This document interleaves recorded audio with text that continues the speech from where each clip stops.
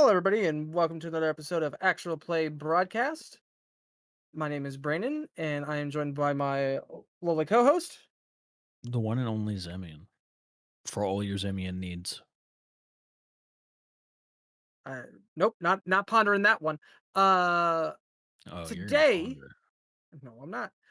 Today we are doing another episode of GM Grimoire, and we are specifically talking about setting, It's true. specifically the kind of tone that you want to be telling with your stories, as well as some examples of those kind of settings and tones, and we'll go forward from there.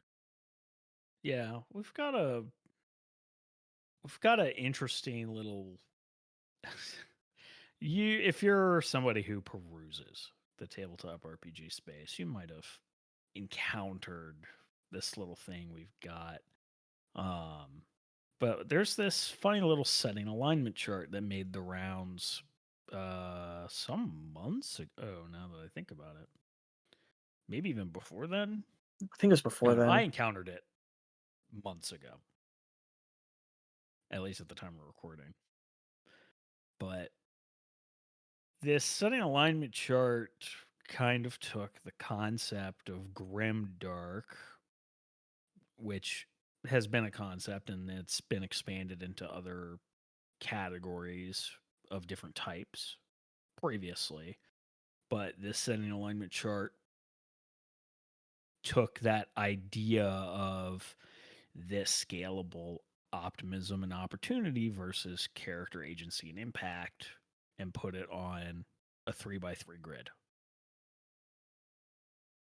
And I don't know, Brandon and I, we were talking before we started recording.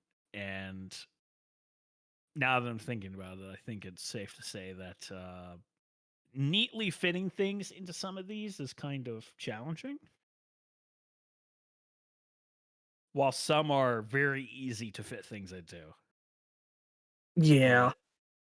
But I think the important takeaway for talking about some of this stuff is like these can be shortcuts for helping explain to your players how much agency and impact in the world they should expect, as well as like what are the chances of them actually like affecting change in a significant way. It can be a good shorthand, but it can also be like, even if you don't want to use a shorthand, I think it's a helpful point of reference for you to kind of have a mental sliding scale of where you want things to be. You know, a lot of games these days are talking about having various sliding scales and knobs to adjust your game experience to be just right for your table. And so we thought this would be a cool thing to talk about. It's also, everyone loves an alignment chart. Oh, yeah, yeah. Sure. As long as we could talk about bacon necktie morality. Jesus. I don't even know where to begin with that. Either way, so it's probably best that we describe, at least in reference to what we're looking at in this specific sheet. What's the source of this one? It has uh a TJTrewin.com. yeah, TJTREWIN.com.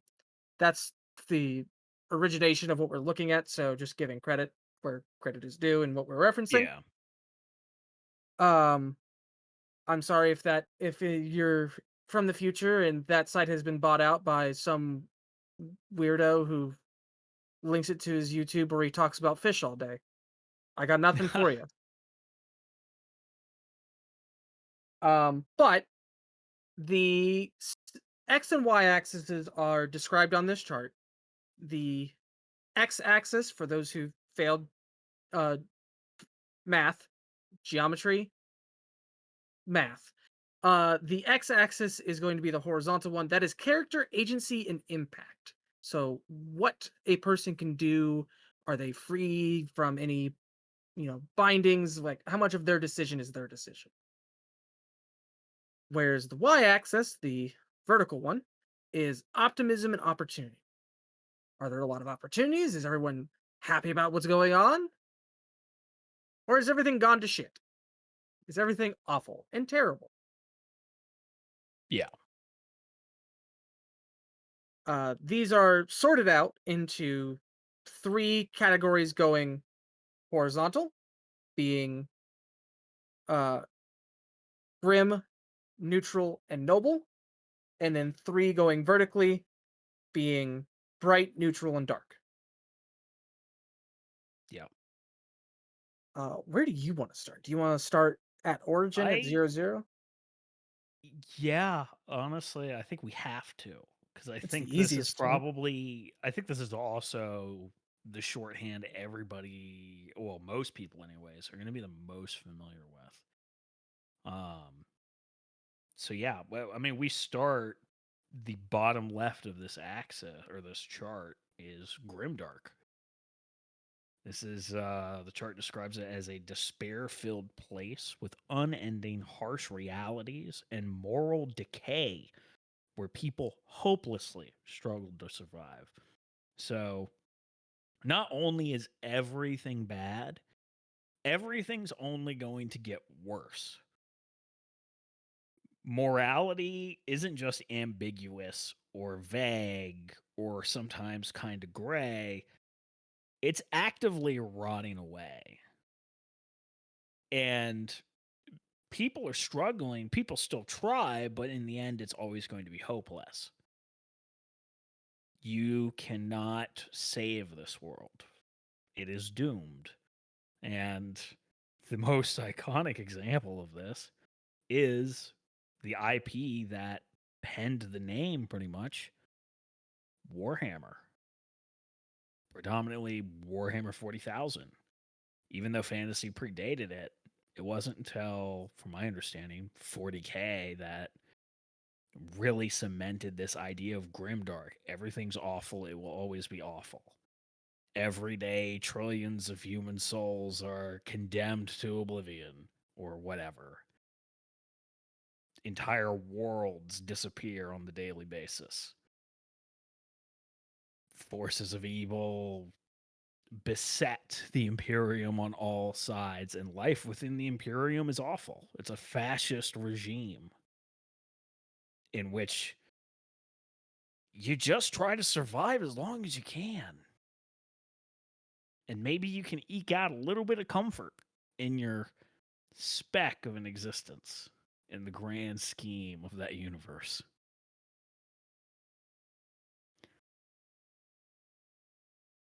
And like the idea of us bringing this up is, allowing you to figure out how you want to invoke. Because again, this is for GMs. Players, again, can listen to all the content that they want. Doesn't matter. Just, you know, don't don't use our words against your GM. Don't be a dick. Golden rule. Yeah.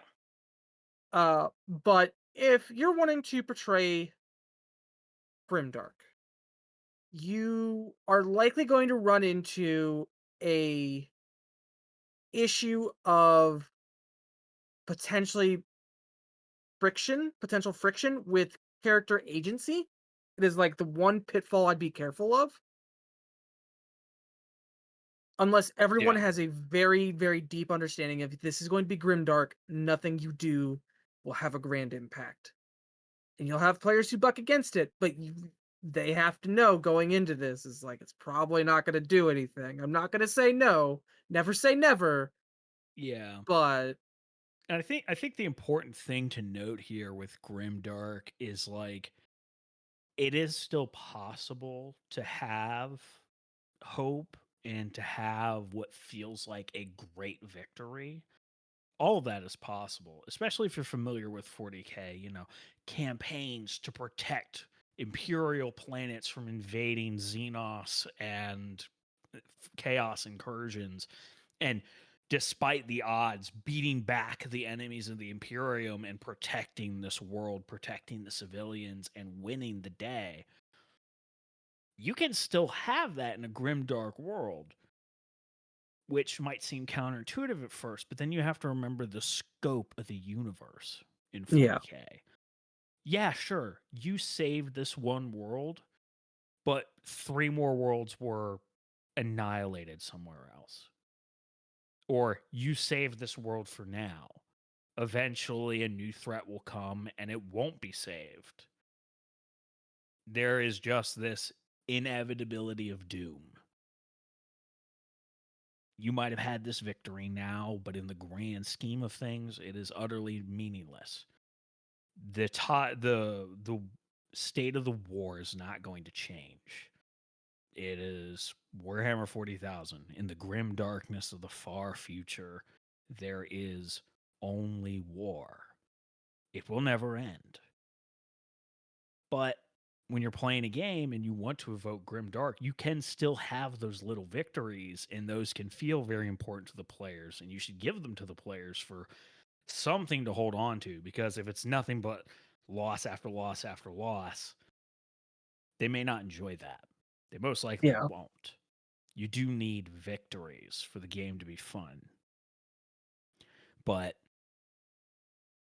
you need to still have those reminders in the story that you're doing your part, but it doesn't matter in the grand scheme of things. It can feel like it matters at the personal level, but it doesn't. And like that's the just the difficult part of grimdark is balancing, from a storyteller perspective, balancing the benefit that players may feel from having done the heroic deed, doing what they're supposed to. You have to be that ice on that cold shoulder, that ice on someone's back of great job, but there's still shit going on everywhere else.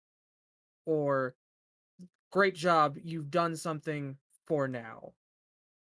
Uh I bel like if you were war stories make this really good point, especially on large scale war stories. Yeah, you took the city. Congratulations. Is this city a potential turning point in the war? Maybe. Depending on the kind of story you're wanting to tell, if you want grimdark, I say it could have been, but something else happened. That euphoria of we took the city, we're that much closer to ending the war, only to find out that your opponent outmaneuvered you on the other side of the continent or the other side of the country, and you've lost ground elsewhere.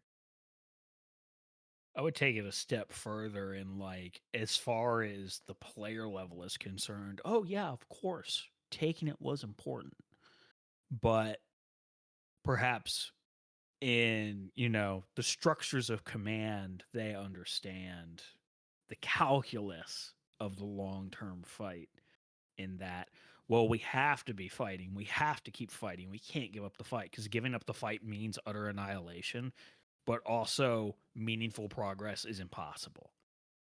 The front line will move forward, it'll get pushed back, it'll move forward, it'll get pushed back, but neither side will ever collapse, neither side will ever give up.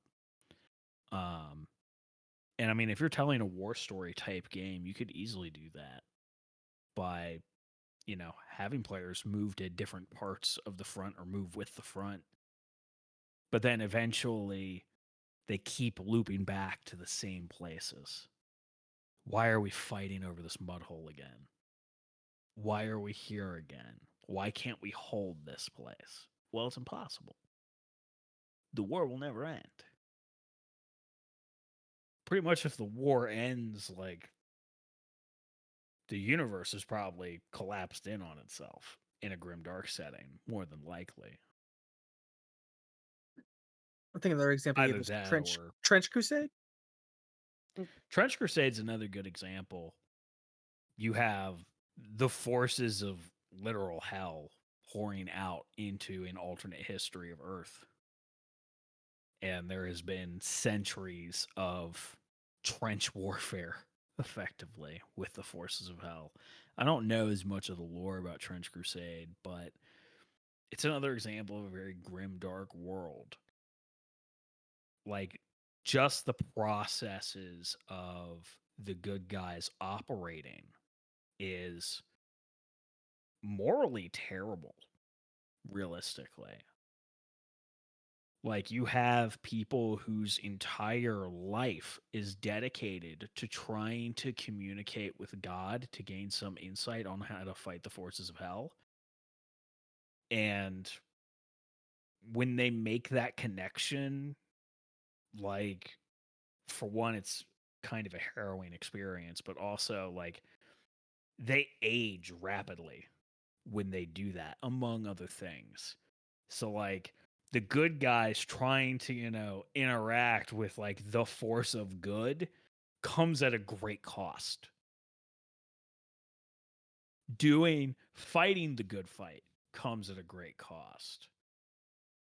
Um, it's and the forces of hell are endless. And you also have people who willingly go to the forces of hell. And yeah, it's just terrible. Wherever you go, things just kind of suck. There's not a lot of hope, but you have to keep fighting because if you don't, you'll die. It'll be No. extermination. That'll be Yeah, it. So you fight out of necessity, but there's no real hope of winning.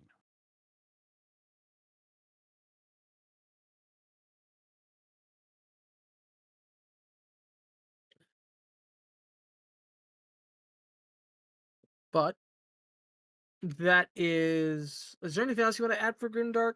I think Grimdark is a fun setting type to visit. It is not what I don't think I'd run a long-term campaign in a Grimdark. I think it's fun because you can spit in any direction and find conflict. Because the entirety of a grimdark setting is rife with conflict of some kind or another, be it social, combat, whatever. Like, oh, you're at your home base. Well, there's some bullshit going on. The local governor wants to, clear out the entire block where your home base is so they can build like a new factory or whatever. Or a new orphan grinding machine. Whatever it might be. And now you have to deal with that. You can't even peaceably be at home in a grimdark setting. Nothing is sacred, nothing is safe. There is evil on all sides. Yep, no protection. Yes. So it's now chances are if you're playing a grimdark setting, you're probably choosing to play in a setting that is straight up just Warhammer. Um or something akin to Trench Crusade or whatever. I haven't seen a lot of stuff for like homebrew grimdark settings. I hear musings of people making their own, but I think the majority of people playing in grimdark settings are just playing Warhammer tabletops more often than not. I don't hear about people playing a grimdark D&D campaign.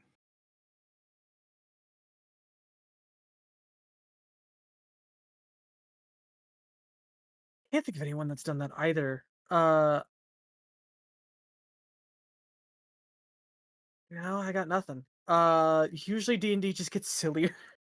whenever I whenever I look at people, it's just like I'm gonna make my own homebrew setting. And it's just silly.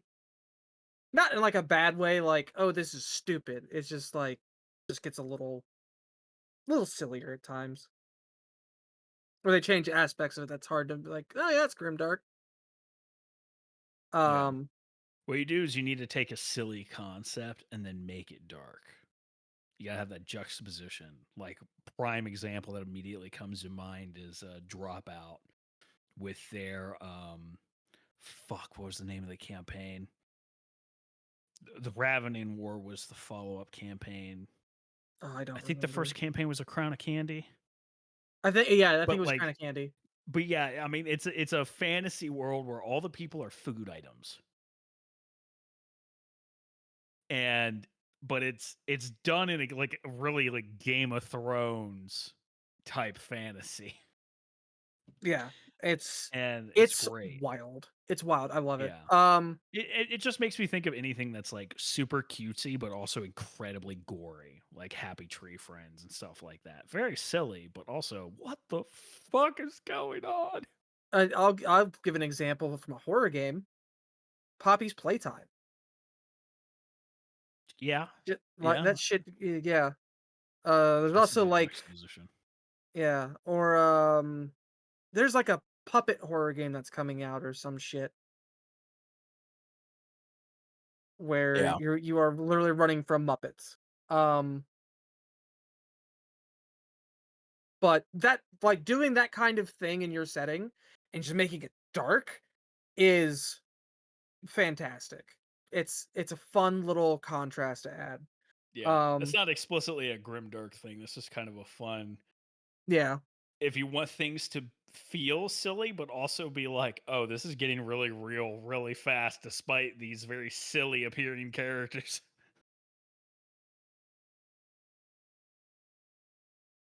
but with that, do you want to go up or do you want to go to the right? That's a tough choice. Let's go up. Let's just move Okay. up. So let's stay in the realm of grim and go up to grim neutral if you wanna take that one, I think. So grim neutral is defined on this chart as characters manage to get by in a harsh and unforgiving environment with a balance of hope and hardship. So, main aspects there, let's divide that in half. Optimism and opportunity. Characters manage to get by. You don't excel, but you don't, you're not struggling just to get through the next day to day. You get by, but you have a decent balance of hope and hardship. So, with that in mind, we have to look at making sure that you have this darker tone of, "Hey, things are rough, but it's manageable." Yeah. Or there's a reason why you do it every day. Yeah, and I think with, like, the optimism and the opportunity here, along with agency and impact mixing here for grim neutral as well as the description given, my interpretation, which might be a little literal with how it's described, I think a lot of survival stories fit here, like novels about wilderness survival and stuff like that. Brandon and I were talking ahead of time, and I was like, Hatchet and Brian's Winter, I feel like is very grim neutral. The Especially Brian's Winter, it you have a guy surviving in the Canadian wilderness during winter. It's not a good look. It's really bad. Yeah. There's a lot of hardship there. There's a lot of struggle there, and quite frankly, the odds are against you, but there is hope. There's a chance. You're not going to change the world. You're not going to have a vast impact or anything, and your agency is very limited based off of what tools you have available to you. But there is hope. Grim neutral is a lot of like, if you look at media, is likely a lot of the more literal man versus nature Yeah. conflicts, if you're familiar with that writing trope. Yeah. The one of them is an actual story that I think about when invoking this, is the guy who was rock climbing and got his hand stuck between a boulder and like The the wall of a canyon. 127 hours, I think it was called. Yeah, something like that. And had to Or was it eventually just chop off his 27 hours? it it was a long time. Had to eventually chop off his arm in order to get back to civilization. It was 127 hours. Yes. Okay. Um that is very like he managed to get by, but it was a harsh, unforgiving environment, and he just kept hope that if he at any point he gave up, he died. There was no question of that. If there was at any point where he was just like, "This isn't worth it. I'm not gonna make it," that was end of him. He would die there.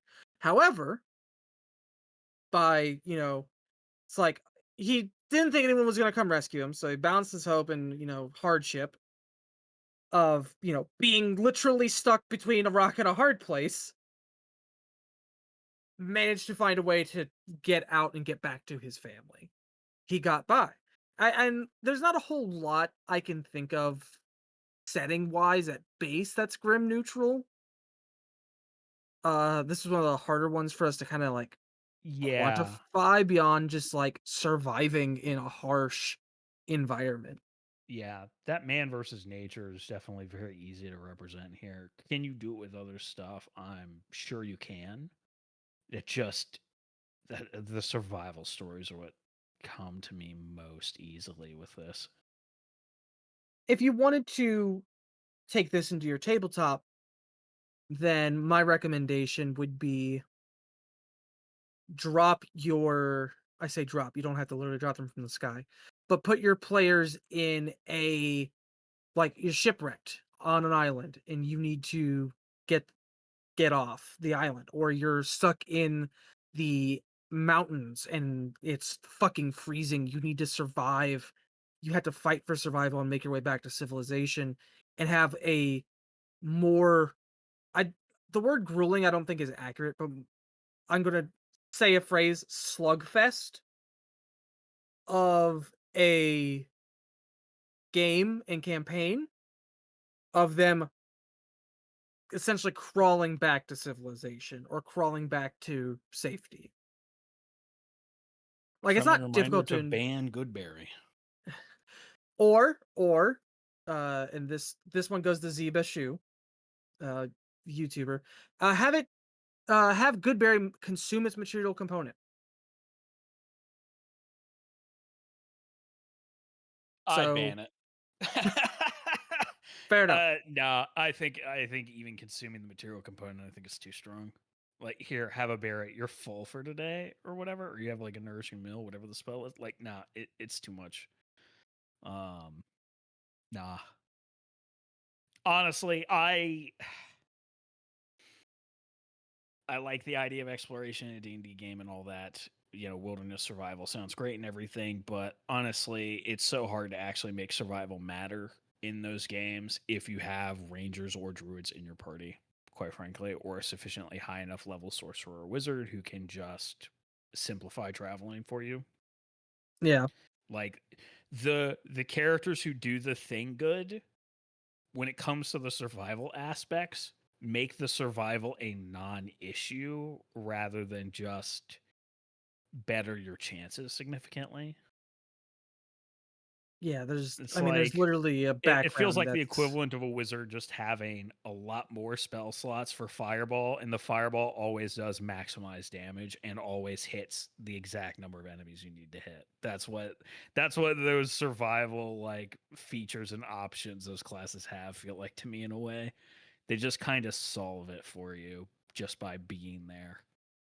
So it yeah. kind of is like, are we really engaging with that as a pillar at that point if it's just resolved for us?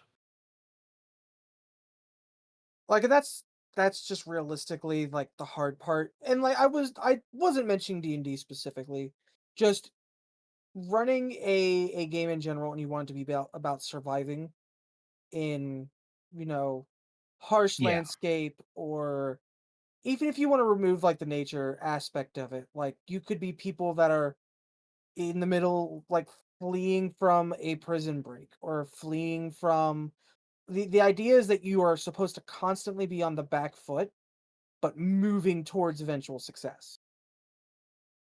Yeah. Eventually, you will succeed in what you're doing, but the scope of what that is, again, it's grim, so it's a little limited. Yeah. There are systems that definitely do it better than D&D. I would say if you're like somebody who's like, "No, I must play D&D." I would suggest if you actually want to make a campaign about survival, find a commoner class and everybody has to play a commoner.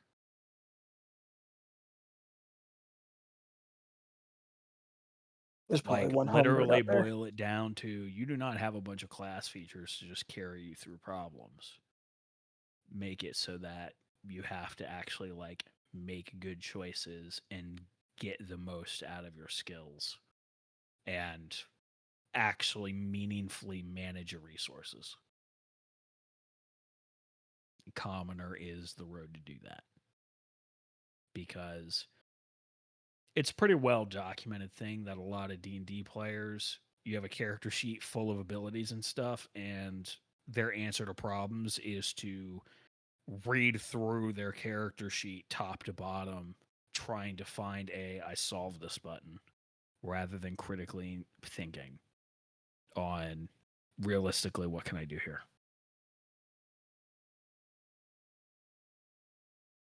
Well, when you boil a game down to its base components, what can you expect? Watch our D&D review. Uh, Not wrong, plug, not wrong. plug, plug. Yes. Um, but I think that kind of about covers that. I think we should move Yeah. on to Grim Bright.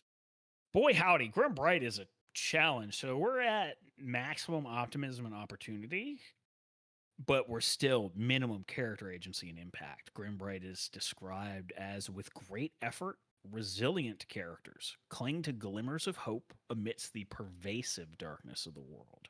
So the world is still very fucked in a Grim Bright setting, but it is characters that are like essentially the peak of resolve or will or hope that are able to get through it still at great effort. They'll come out in the end. They might effect some kind of change or achieve something, but that doesn't necessarily mean they're going to change the entire world. Um, Brand and I had a little bit of back and forth on trying to figure out what exactly fits into Grim Bright because, quite frankly, there's not a lot of great examples of Grim Bright. This is probably like the hardest one on the chart to find examples for. But I am. I staunchly believe this is where you would put Dark Souls.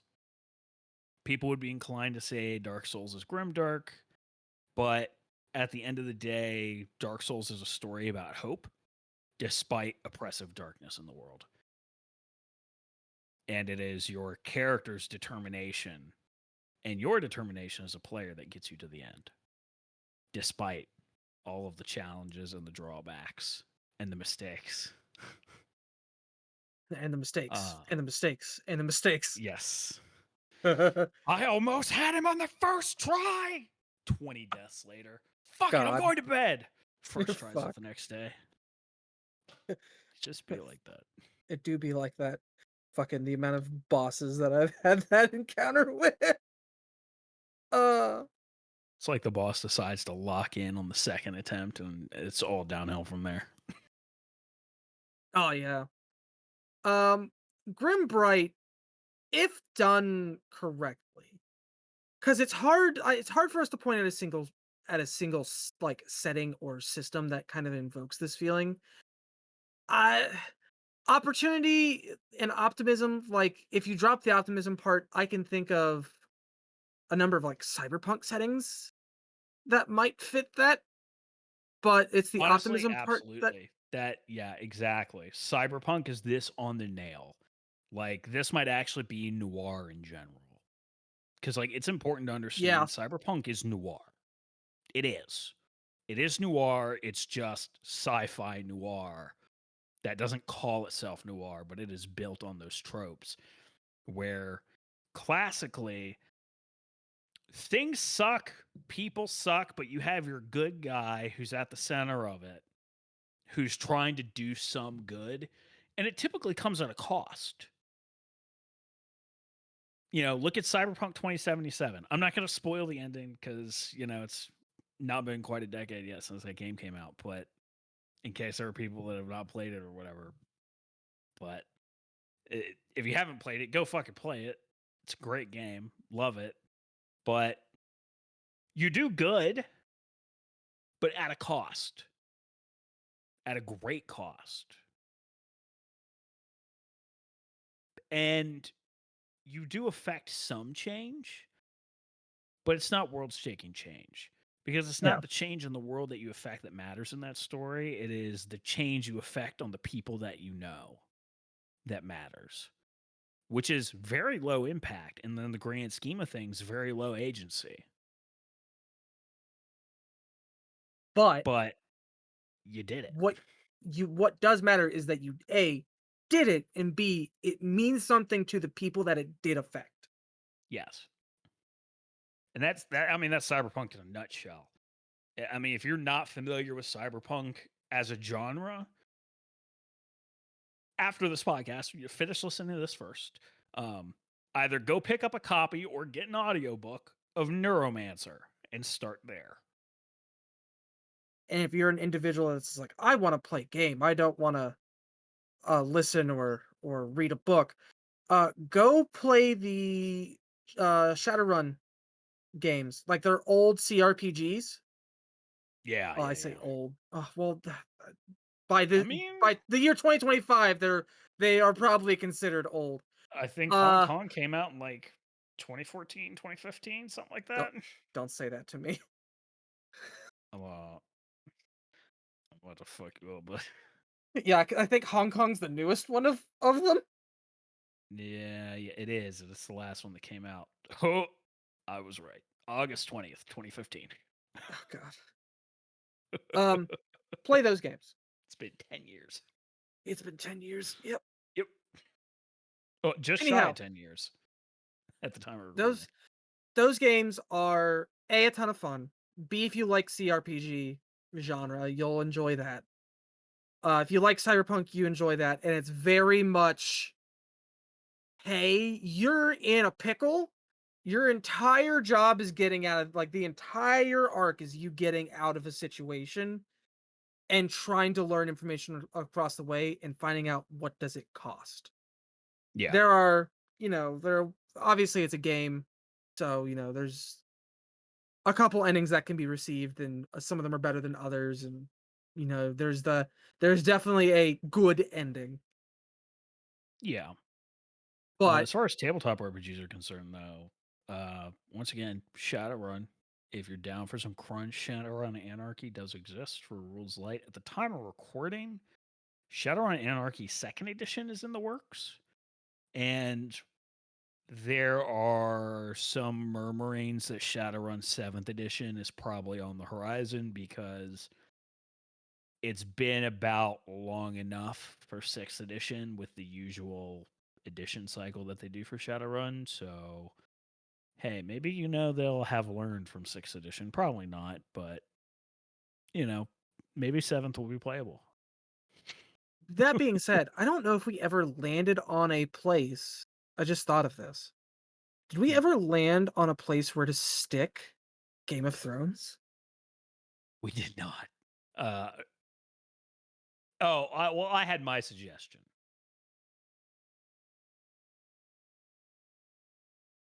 Go which we're on. not there yet. Oh, okay. I mean, we can move there if you No, want no, to no. move on. I thought it was one of the previous ones. So, No, no, no. in my opinion, Grimbright is probably one of the better places to put Game of Thrones if you're a main character. Uh, If you I don't necessarily agree. I can Okay, see, depending on on the type of story you're trying to tell, I could see it. But I think Game of Thrones as presented, I don't think it's grim right. okay. Then I think we'll get to that when we get there. Yeah. Um, but Grimbright is your the odds are stacked against me, I will persevere. That's the kind of story that you want to tell. So Yeah.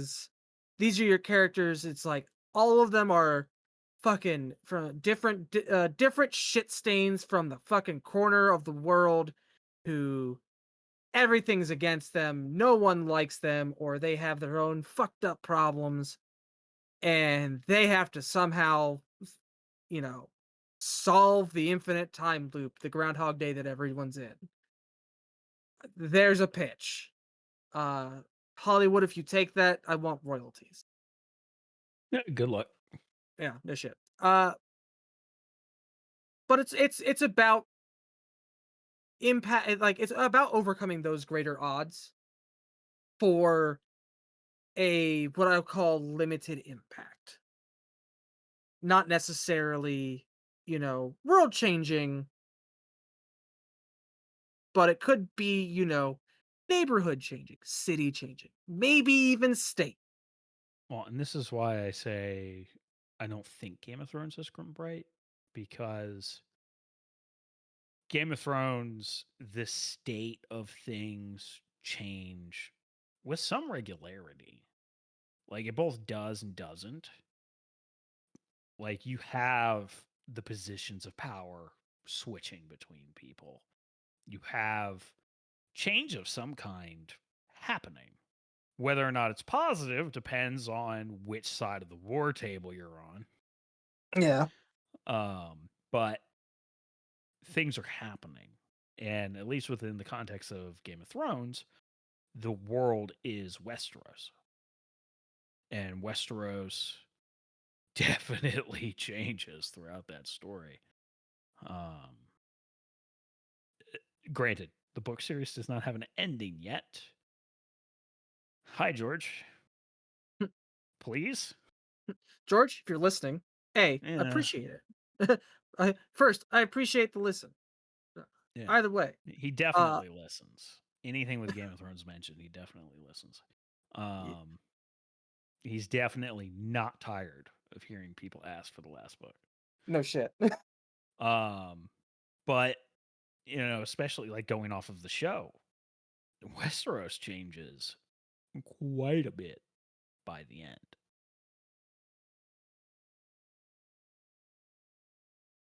So that's my argument for it not being Grim Bright. That said, you could absolutely, like I talked about earlier, knobs and dials and sliders. You could absolutely go in there and tell a story very similar to Game of Thrones and make just some minor adjustments and tell a Grim Bright story.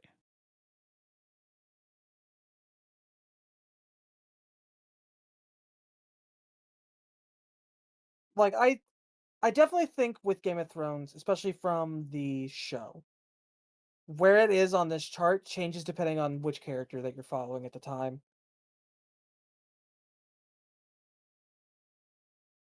Um, they're I could just kind of see that. like Theon Greyjoy.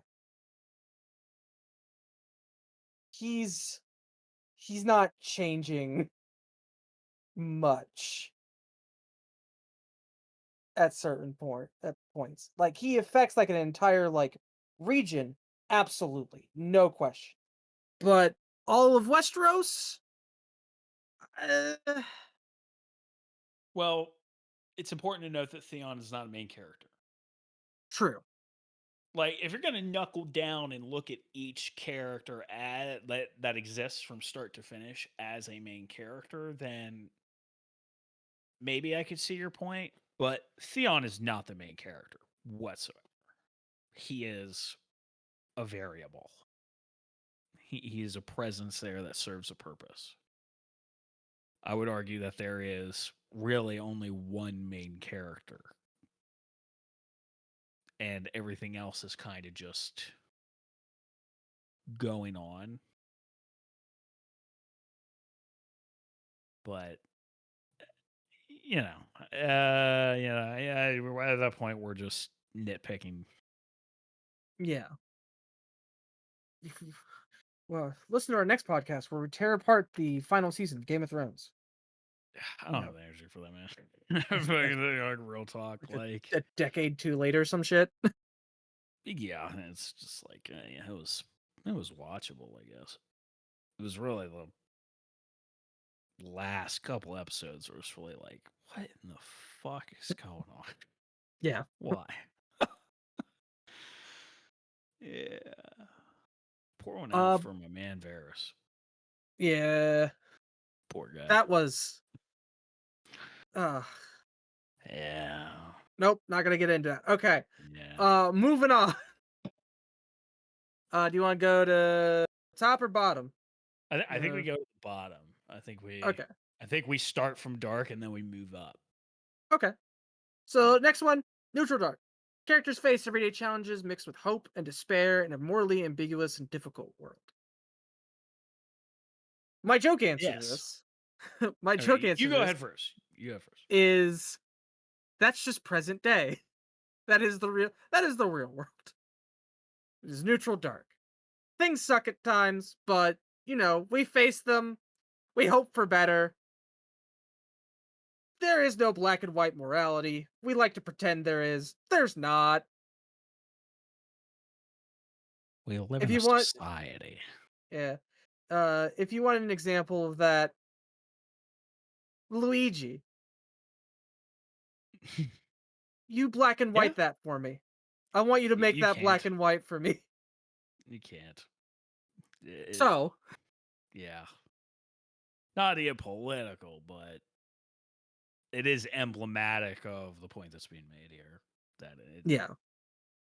you know, you get three people in a room and you're gonna have five different opinions.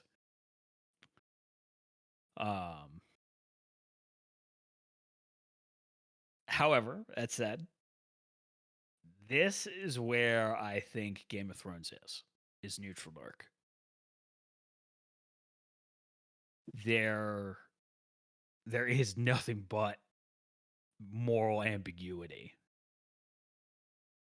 The world fucking sucks. Like if you had to choose a fantasy world to get isekai'd into, you're not picking Game of Thrones. Unless If you're a you're picking masochist. Game of Thrones, get help. I don't know What how about bad your life situation is, but it has to be pretty bad if Game of Thrones is the fantasy world you want to go to. what about the folks that pick 40K unironically? Well, you see, fascies get the bashies. God. Um, Oh. that said, yeah, this is where I think Game of Thrones belongs. Um, like there is a mix of hope, there is a mix of despair, and like from whatever character you come from, it's one thing after another. It is relentless. Nothing ever just works out by and large. Sometimes on a rare occasion it does, but it is struggle after struggle, and ultimately the morality is so ambiguous that like morality barely comes into the conversation in the events of the story. Like some people would say like, hey, killing your enemies is morally wrong. Like it makes you just as bad as them to kill. All of the supposed heroes in that story kill people. Constantly. Nobody comes out of this with clean hands. I mean, fuck, one of them goes on to become an assassin. And they are one of the good people because they're fighting the bad guys. So, this is where I think Game of Thrones is because pretty much no good deed goes unpunished in Game of Thrones.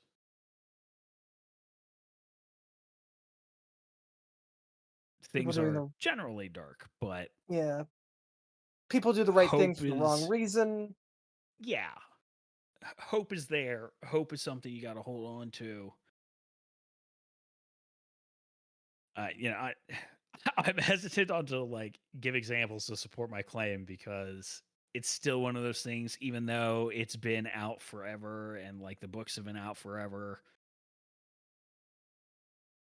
I'm still very hesitant to talk about spoilers because you know there's going to be somebody who hasn't seen it and they're "Ah, spoilers."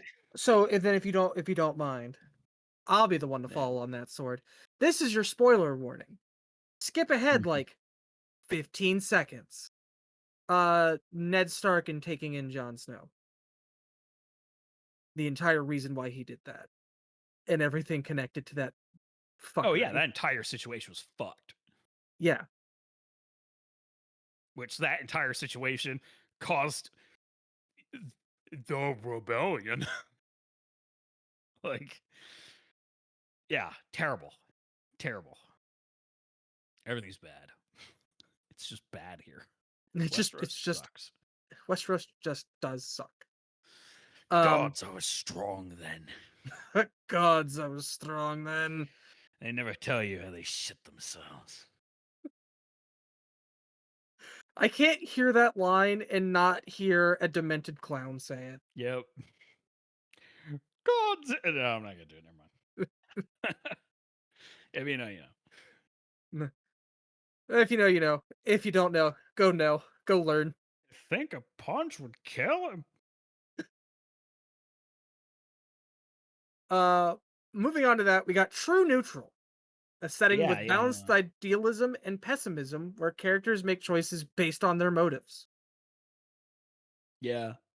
This is your very well neutral ground to stand on. Yeah, Perfectly balanced, as perfectly all things balanced. should be. My example that I give for this is the first first story series of Avatar: The Last Airbender. Absolutely. I is very much, and it helps that it's being told from the perspective of a kid, and it's following around the gang who are all kids that have to deal with a terrible war going on. One of them is the supposed to be saving the world, was supposed to save it a while ago, shit the bed on that one, only to wind up 100 years in the future, not know how things work, have his ideals challenged constantly, or in some cases fortified and he passes them on to others. It is a very grounded show about people growing up and learning who they are or what they need to be And by experiencing the good and bad of everything out there. I think that's further supporting it being true neutral and not like neutral bright or any sort of bright, because some people might be quick to say, oh well, Avatar is like a very positive show where the good guys win and all this and like things are generally good or whatever, so like it must be bright, right? And I'd say no, because that reason, like Aang has his ideals, he has his beliefs, and not only does he struggle for them, other people around him pay the cost of those beliefs. Like, even if he is like morally right and morally justified, him holding true to these beliefs comes with a cost. Um, and that's not bright. If doing the right thing comes with a cost, it's not bright. That's There neutral at best. there's Because also the bright wants to be do the right thing and, you know, you succeed for it. Whereas, you know, Aang doesn't, for example, does not believe killing the Fire Lord is the answer, even though literally everybody else is like, he's gotta go. This guy has got to fucking die. He's bad. Um, but Aang, I mean, the entire show, in the grand scheme of things, is about the struggle of that choice, about as well as the imposter syndrome with being the Avatar and the yeah, weight of those expectations. And like, there, if you've seen the show, you'll remember there are arcs where Aang even like lashes out at times because it's too much. He's not perfect. It's not a super clean, super bright, we're going to go in and do this thing because we're the damn heroes. That we're going to have some serious conversations about like what we should do. yeah. You And it, I mean, I'm not gonna say it takes a Deus Ex Machina, but it's Aang's commitment, and despite all the odds pushing through, that a new path opens. Yeah, per my understanding, they were going to do that a different way, but uh, you know, investors said they had an amount of time, I and think it this still is what they worked. get. Yeah. Yeah. I Um, think it was fine. and you also have to like remember that Aang didn't win on his first try. No. No, no, no, no. During the eclipse, to like mind you, when he did win, he did it when the odds were stacked against him, which is great. Made great storytelling. But when they took advantage of an inherent weakness of the Fire Nation, the Eclipse, when they can't bend, they screwed the pooch. Yeah. And several, I say several, probably almost 100 people were sentenced to prison and captured for his failure. Yeah. And then he was told, no, no, you don't get to take the fall. So on top of imposter syndrome, in top of all of this weight of responsibility, he also gets to have survivor's guilt, Yep. a thing that they struggle with, I think, for most of book 3 or 4. And then on top of that, oh, end of book 4, they beat the Fire Lord. Great. Everything's great, right? No, they actually kept writing the series in like book 5 and 6 about how great. Now what? You ended a war, sure, but now you have these this Fire Nation controlled Earth cities that the people either want them out or they've become so ingrained that just absolutely kicking all the Fire Nation people out would completely fuck their economy and ruin a city.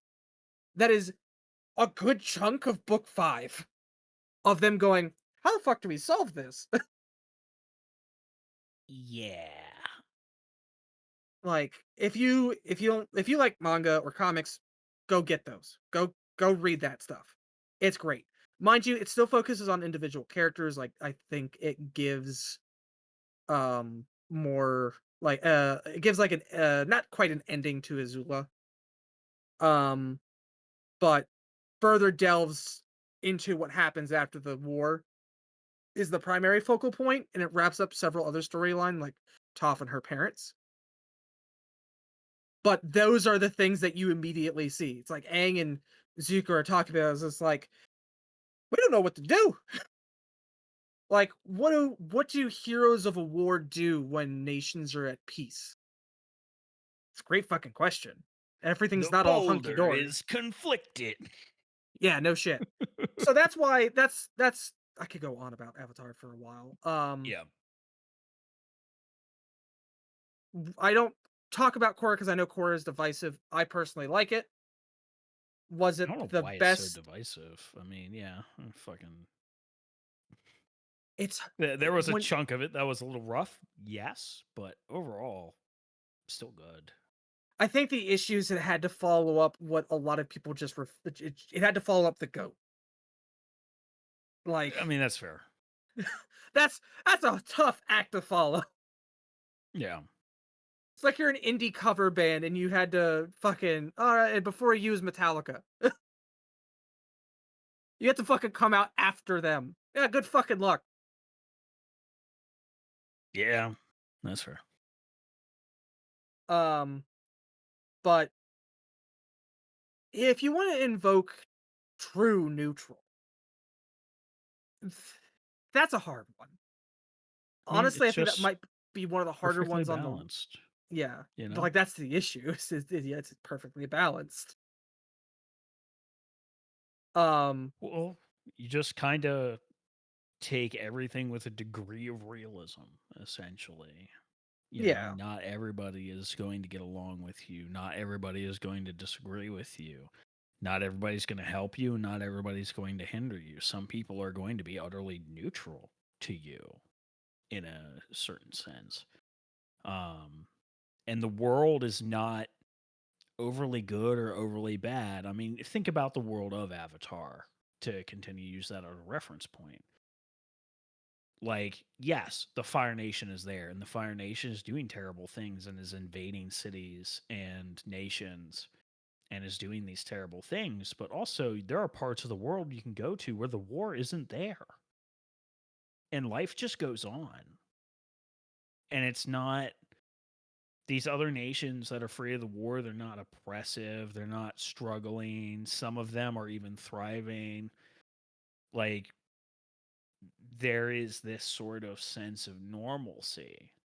So, like, there is this balance of, like, yeah, there's like suffering and conflict going on over here, but then there's like peace and prosperity over here. And like, I know this is a very like literal interpretation of, perfectly balanced, but that is also how things just work. Nothing's overly great, nothing is overly bad, nothing is exaggerated or specifically trending one way or another. Things just are, unless Things you're just Cabbage's be. man, in which things are constantly bad. The things are just constantly bad for you. Yeah. Yeah. Poor guy. Never asked for Poor this. guy. Yeah. I think that moves us on to the next one. Yeah. Neutral bright. Characters strive for positive change without ignoring the compromises of overcoming such big challenges. So essentially, this is our heroes are working for a positive change. They do acknowledge like some of these challenges and difficulties, but in the end of the day, they're gonna succeed. Like, yeah, the challenges are there. They're gonna overcome the challenges. Bada bing, bada boom. My suggestion is pretty much the Marvel movies. Yeah. There there is spots of some issues. You look at the Civil War movie, government's trying to get in there and take control of the heroes. There's interpersonal conflict going on where there is a little bit of moral ambiguity there because there's totally room to pick sides there because Tony's not really wrong, but neither is Captain America either. So, but ultimately, like the Marvel movies are heroes who end up having to face a challenge while also trying to make the world a better place. They have to deal with the challenge, address it for what it is, deal with it, and then succeed in the end. Weird tangent, real quick. Yeah. Is it strange? Because I noticed that you did it too. It's Hmm. strange that I much prefer referring to the Marvel characters by their alter egos, like Tony Stark, Steve Rogers, Clint. Like, that feels more natural than calling them by their superhero names, but it's not the same way with DC. Batman is Batman, Superman is Superman. Well, you see, never mind. I can say that. um, it depends on the character. Um, because when I think Iron Man, I think Tony Stark. Iron Man is just the persona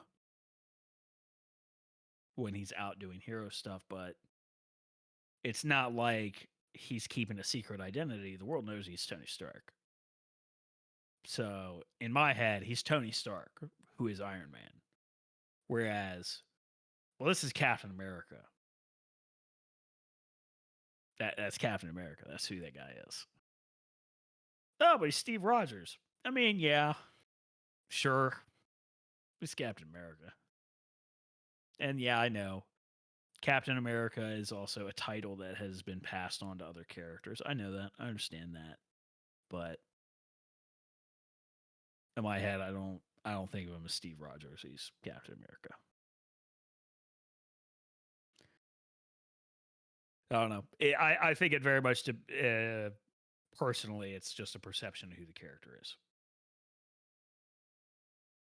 It's just a weird thought I had. I was like, huh. Yeah, like when it comes to like Hulk. if I'm talking about Hulk, I'm talking about Hulk. And if I'm talking about Bruce, I'm talking about Bruce. Yeah. Yeah, it's a thing. It helps that those alter ego that for them, alter ego is a literal, not a figurative. Yeah, absolutely. That said, systems wise, if you want to do superhero stuff, yeah, there's options. You got Mutants and Masterminds, you got Trinity Continuum Aberrant. There's a really rules light one, Masks, but I mean, Neutral Bright is something that you don't really need a specific system to really evoke it well. Yeah. It's just I also feel like this is probably where your like bog standard D&D games are at. It's probably Neutral Bright.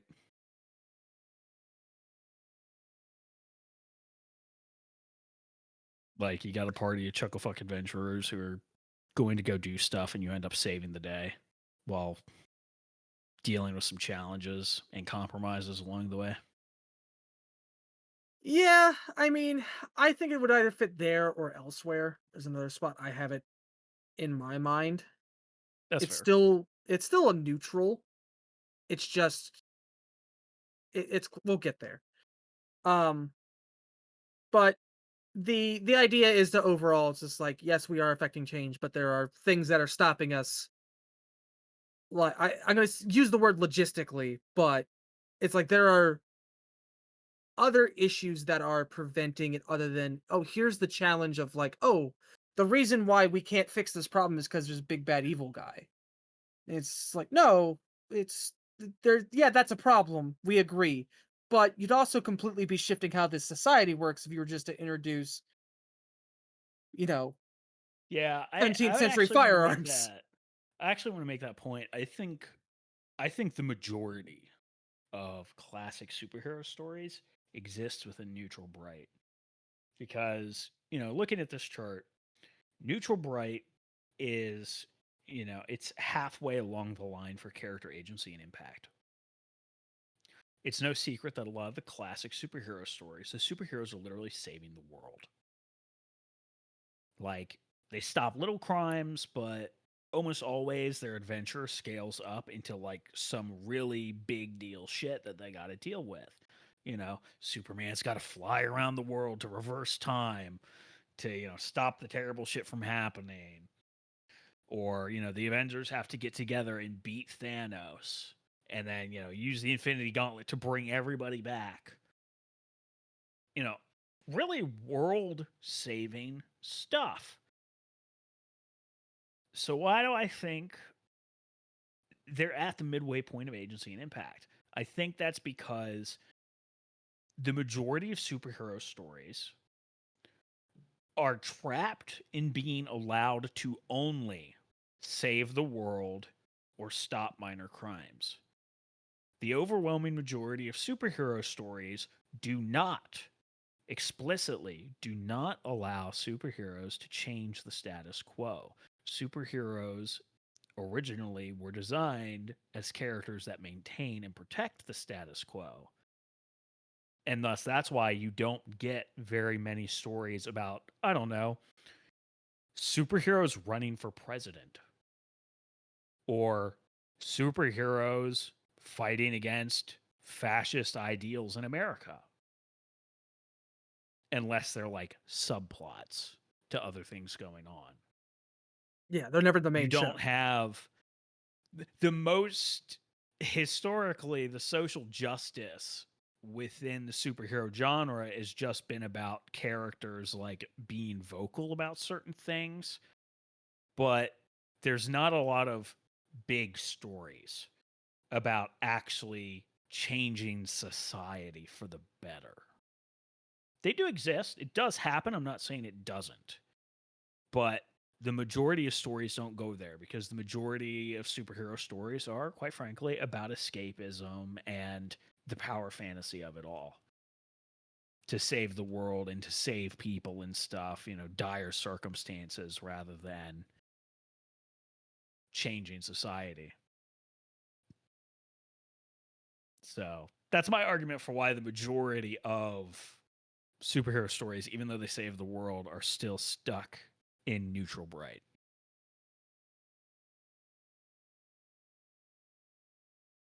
which I agree with. At the end of the day,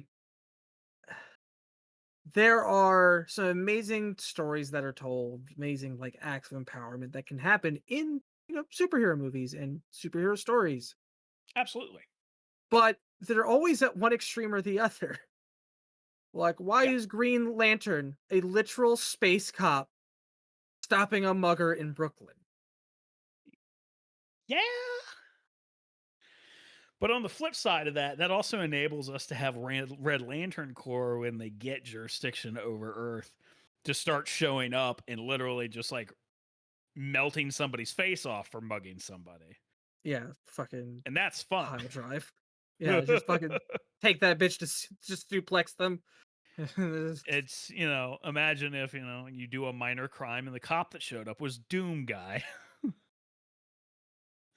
and he has had enough of your shit. I love the idea of Doom Guy giving a parking ticket and then shooting your tires. Perfect. No Perfect. parking here after 7. $200. Bam! Have a good day. You hope. Stay safe, citizen. God. Yeah. Um, and then moving down to the bottom again. This is it. This is This the is creme de la creme. This is honestly, in my opinion, and I think you agree with me in this. This is the peak setting alignment. This is the one to have your game in, if none other, which is Noble Dark.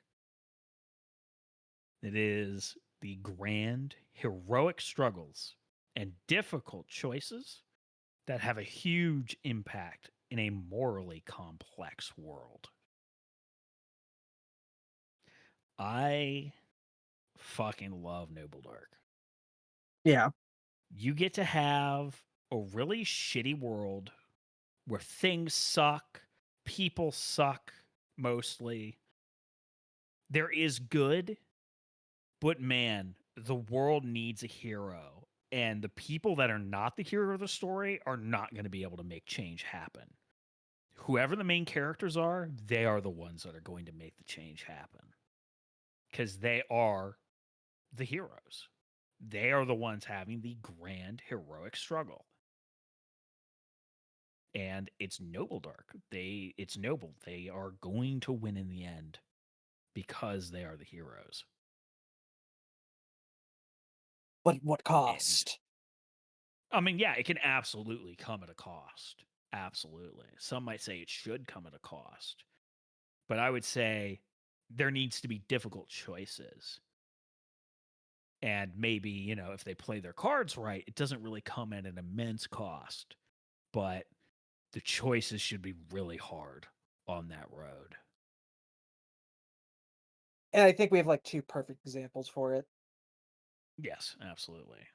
And that's I posited Dragon Age for my suggestion for Noble Dark because there and is so many choices in so many choices. Origins, especially.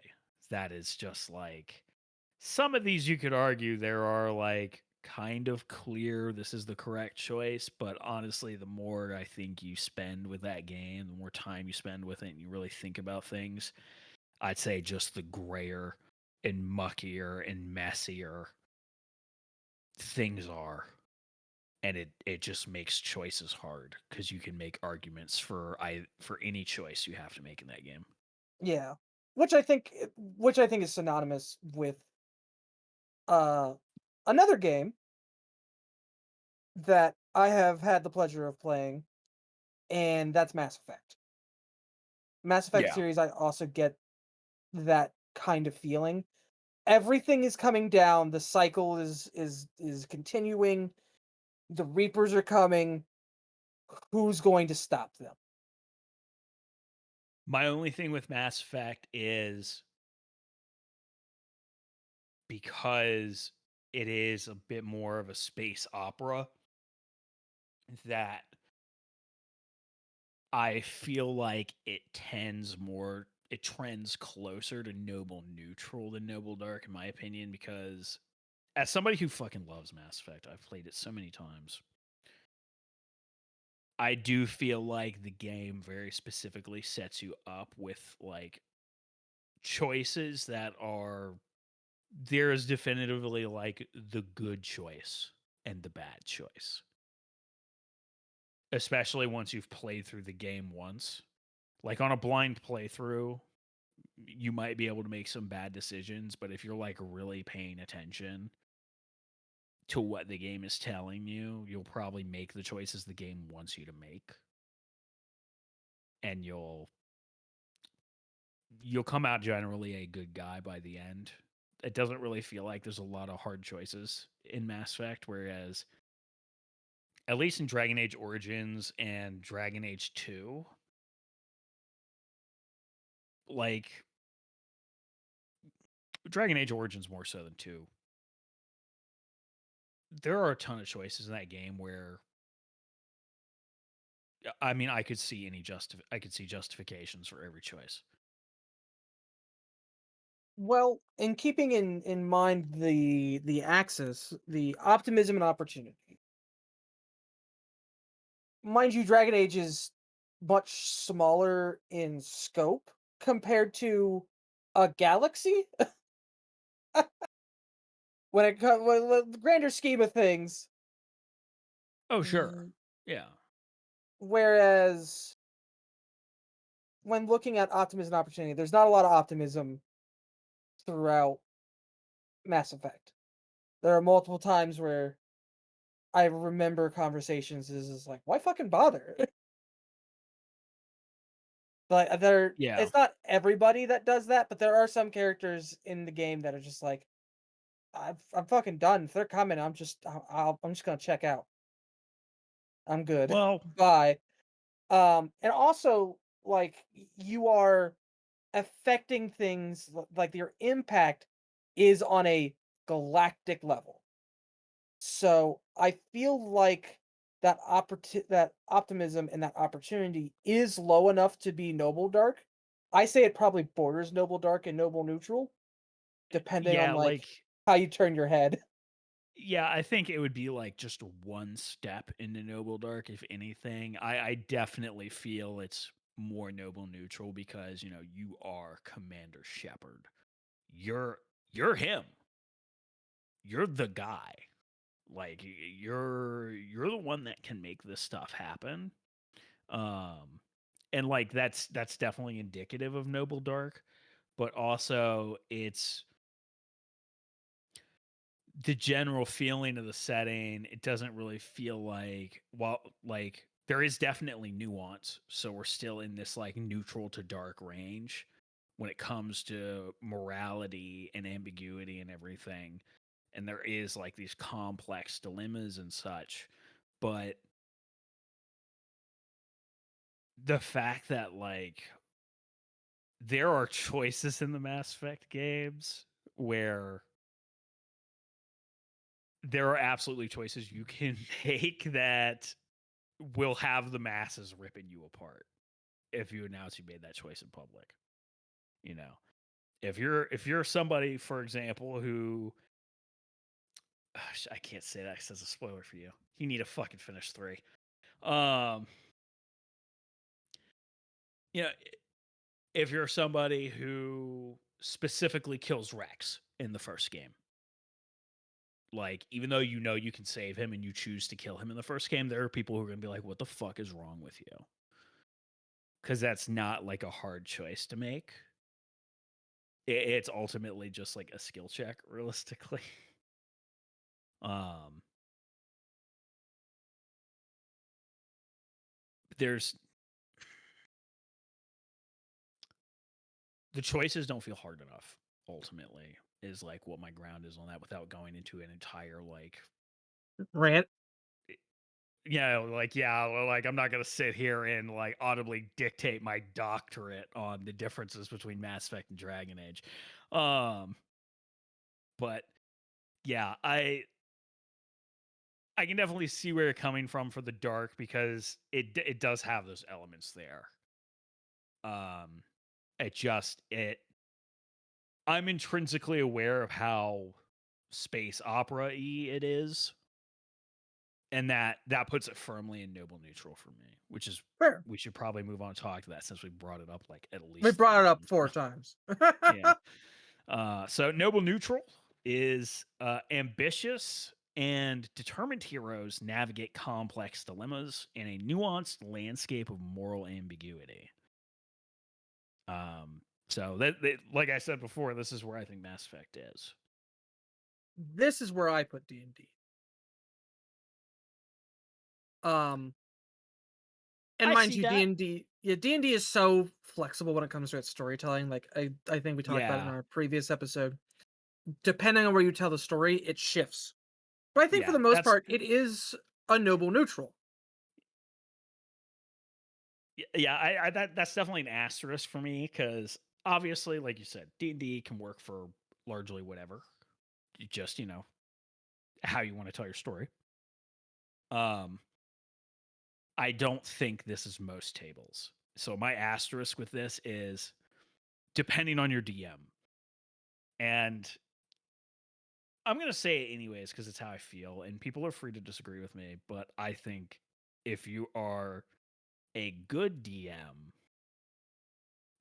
this is where your D&D should be by default, unless you are specifically doing something else. I think default D&D should be noble neutral, but I think most people play it neutral bright. Which is fair. I can definitely see that. When it comes to noble neutral, the idea is I look at it as you are for sure the heroes, or if you want to be, a little more uh fucking Venture Brothers about it, protagonists, Yeah, and you navigate complex dilemmas. Okay, well, what's the dilemma? Well, what's the campaign? And a nuanced landscape, more ambiguity. Nuanced landscape of moral ambiguity should be what I think everyone shoots for, if not morally complex world. Like, yeah. I think you should be shooting for that at all times, personally, I think because the that's more quintessential. Go ahead, sorry. because I that's far more interesting story than oh everybody wins, everyone's a good guy. Things are just shitty because there are some shit people or there are demons pouring from the abyss. Yeah, I think the quintessential example of what like noble neutral D&D looks like. And some people might get war flashbacks from this because this was a hot topic a couple years ago. Probably more than a couple at this point. I don't want to think about it. But the quintessential example of this is the adventuring party who is clearing a goblin cave, and there are baby goblins and child goblins in the cave. And obviously, this depends on your group and your DM because some DMs are, well, goblins are evil creatures is totally okay. And, if you want to run with goblins are ontologically evil, sure, live your best life, go for it. But if you're going to run a noble neutral game,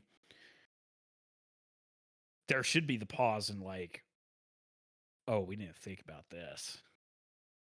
How do we navigate this because the parents are definitely bad, like they're terrorizing the local village, they've eaten half the livestock, they've killed a family, like they gotta go, they're bad, but the kids didn't do anything. How do we square that circle? Do we just kill them and call it good, or what do we do?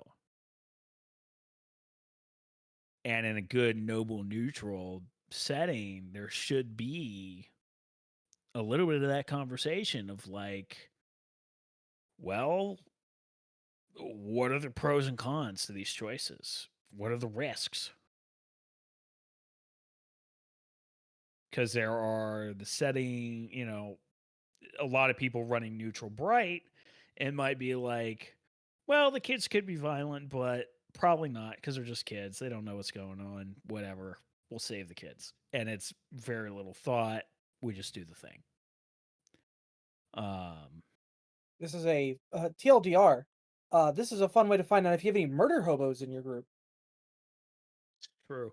The the reason I bring this up is this was a thing that was in like all the role playing game subreddits for a hot minute years ago because there were DMs that was doing this situation, but badly.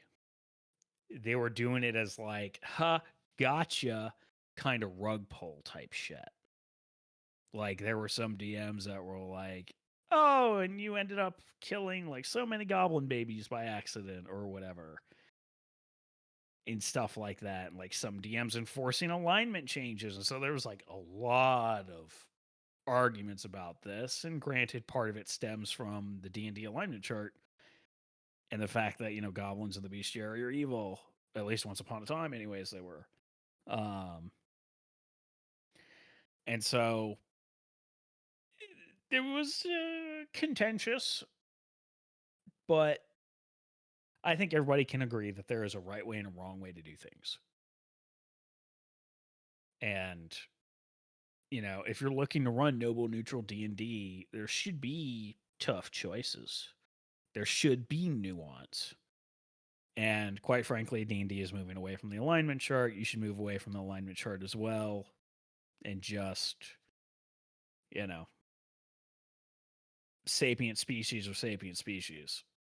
Yeah, Unless you really specifically want to like do some ontological evil stuff, which if you don't know what that means, that's not for this podcast. Look it up. But the very simple watered down version is evil, because that's all yeah. it's capable of being. Demons, devils. Oh, and there's a lot of philosophical debate about how possible is ontological evil really.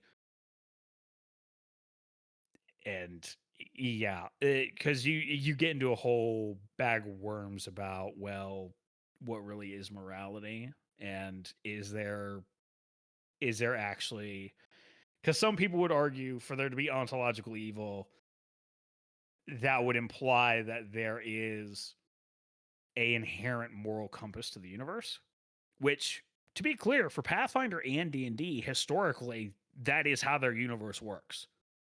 There is a codified in the universe morality. That's why you have things like detect evil. If you are an evil entity, you will ping as evil because certain actions are definitively evil.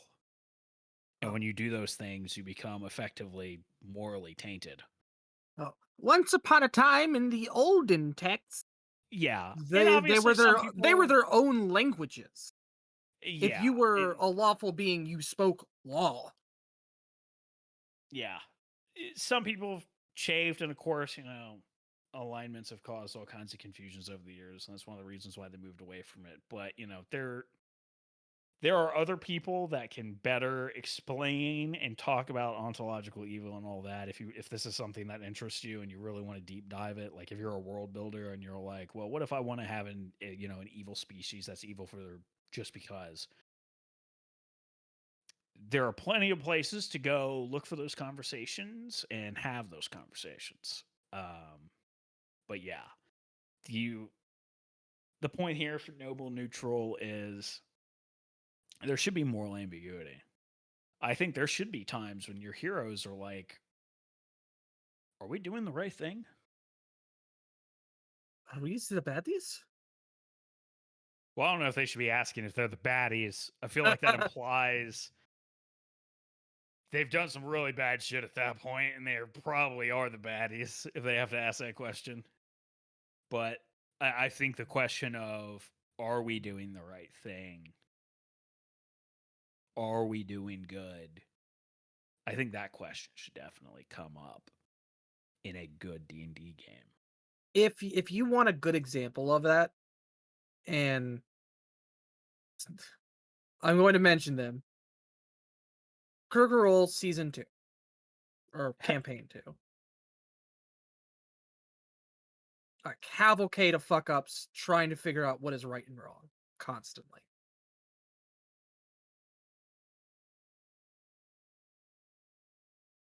Yeah, yeah, I would agree.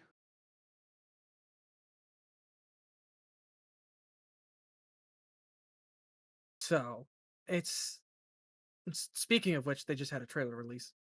Dated the video uh What trailer? What? for Mighty Nine for their Amazon show. Oh, that's kind of hype. Yeah, I need to catch up on Vox Machina. I do too. Sidetrack. Moving back. Yeah. Sorry, I was like, if it's a trailer for a tabletop, I was about to be like, I've been too busy ignoring their podcast uploads because I just can't be interested in Age of Umbra. I want to actually watch Age of Umbra. I tried listening to the first episode and I was got bored halfway through and like I'm clocking out. It's just Stuff. it wasn't hitting for me. Yeah. You know, I'm Uh, not gonna I say think whether it's bad or good. I barely listened to it. Didn't do it for me. That's all I'll say about it. we aren't fans of this. We aren't fans of the system that they're using, so that And probably that doesn't is help. definitely a factor. Yeah. Absolutely. I Um. wanted to try to listen to it because they were specifically doing the do not pull punches, be brutal setting and rule set and such. So I was curious, but there was just something about like the role playing stuff that and then knowing it was Daggerheart, I was like, do I really want to listen to this? And I was like, maybe I'll tune in on a later episode just to like see how the combat and stuff goes, and I just didn't. Yeah. Um. I think that should take us to our last one, the top right, the The Noble Bright. shittiest option. I'm kidding. You can Yeah, still Noble tell a good Bright. story. Heroic characters make meaningful, impactful, and long lasting changes in an uplifting and idealistic world. Noble Bright's hard, man. I Noble, yeah, I feel like because of the example I gave Brandon, and I've been thinking about this off and on while I've been recording, is I think the majority of examples for Noble Bright are ultimately like kids' cartoons. Like a lot of kids' cartoons. Unironically, the example I gave Brandon of what Noble Bright would be is My Little Pony. and the example I gave was Pokemon. Now, Yeah. thinking on it for a little bit, I think there is one that that isn't necessarily like a cartoon. It is a Nintendo game, so that doesn't, you know, paint that how you will. Legend of Zelda. And I would agree with that. Like, you think about Legend of Zelda, typically you go around, like, you go to a village, the villagers are helpful to you. The people are positive towards you, they're willing to help you out, except for, sleazy shop merchant people. Um, by and large, people are very helpful and welcoming to you. And you're going on this heroic journey to go save the princess, go beat the bad guy. Like the evil things that show up are explicitly evil things. There's not a ton of nuance or complication or asking, am I doing the right thing? It's, oh, yeah, no, those are the bad guys over there. I'm going to go beat up the bad guys so I can go save the day. And you go do that and you succeed. And that's that. And like generally speaking, even though people are like living in villages and stuff, like everybody's happy and comfortable. Like the people are only suffering when evil is reigning, essentially, in Yeah, Legend of Zelda. So yeah, I do think that's a good example. And I think Pokemon is a great example for a idealistic world. Even though like you do have criminal organizations like Team Rocket and Aqua and Magma and all that. I know that said a lot about me with what teams I named. uh, I've aged myself. that's where I went to too. Yep. I realized it after I said it. But I'll name the only other team I can think of. Plasma. I think that's fourth gen. I'm probably wrong. Um, but you think about Pokemon Society. Literally free healthcare. Oh, your Pokemon's fucked up? Just go to the local Pokemon Center. No questions asked, no fees. You just put Uh, them suckers in there, and Nurse Joy heals them up and looks at you funny when it's a Lopunny, a Salazzle, a Gardevoir, and you get the joke. you are. Would you like to give them your social too? Yeah. Also, Um, the idea of free healthcare being a yeah. such a bright, a noble, bright thing says a lot about us as Americans. We live in a society. Fortunately, Um, but like, I ultimately think about it. Yeah, kind of similar to Legend of Zelda. You go around, and generally speaking, people are happy, they're comfortable, their needs are met, they're just living their lives. And like, yeah, sure, like bad stuff happens, but bad stuff gets fixed as it happens. And even like the evil organizations ultimately feel like just this side thing. They don't feel like a major threat that is going to doom the world.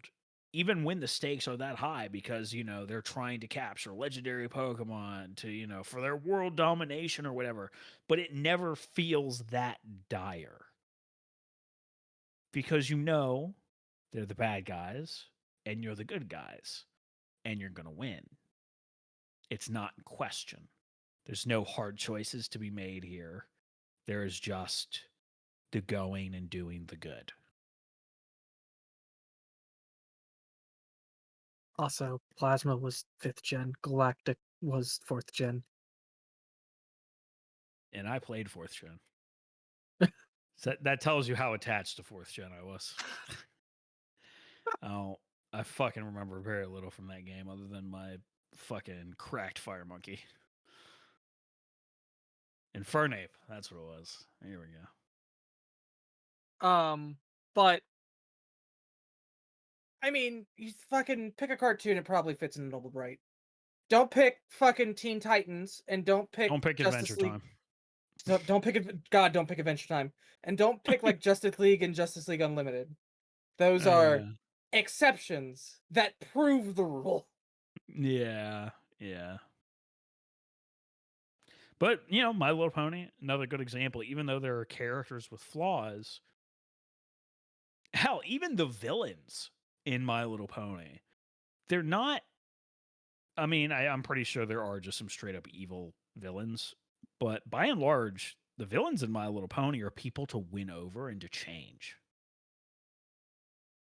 I got It's nothing. about interpersonal conflict and overcoming that and making an improvement of the self. Um, there's some discussion about Celestia being a dictator, but you know, that's kind of beyond my scope of my understanding of the show. So I'm just going to nod and say yes, that Celestia exists at a very extreme end of the scale in comparison to the God Emperor from 40K. Fair. And on a That very sounds even fair. further extreme scale from the God Emperor of Dune. God, where do you put Dune? Dune? Dune's hard to place. I like That's why I asked. fuck man.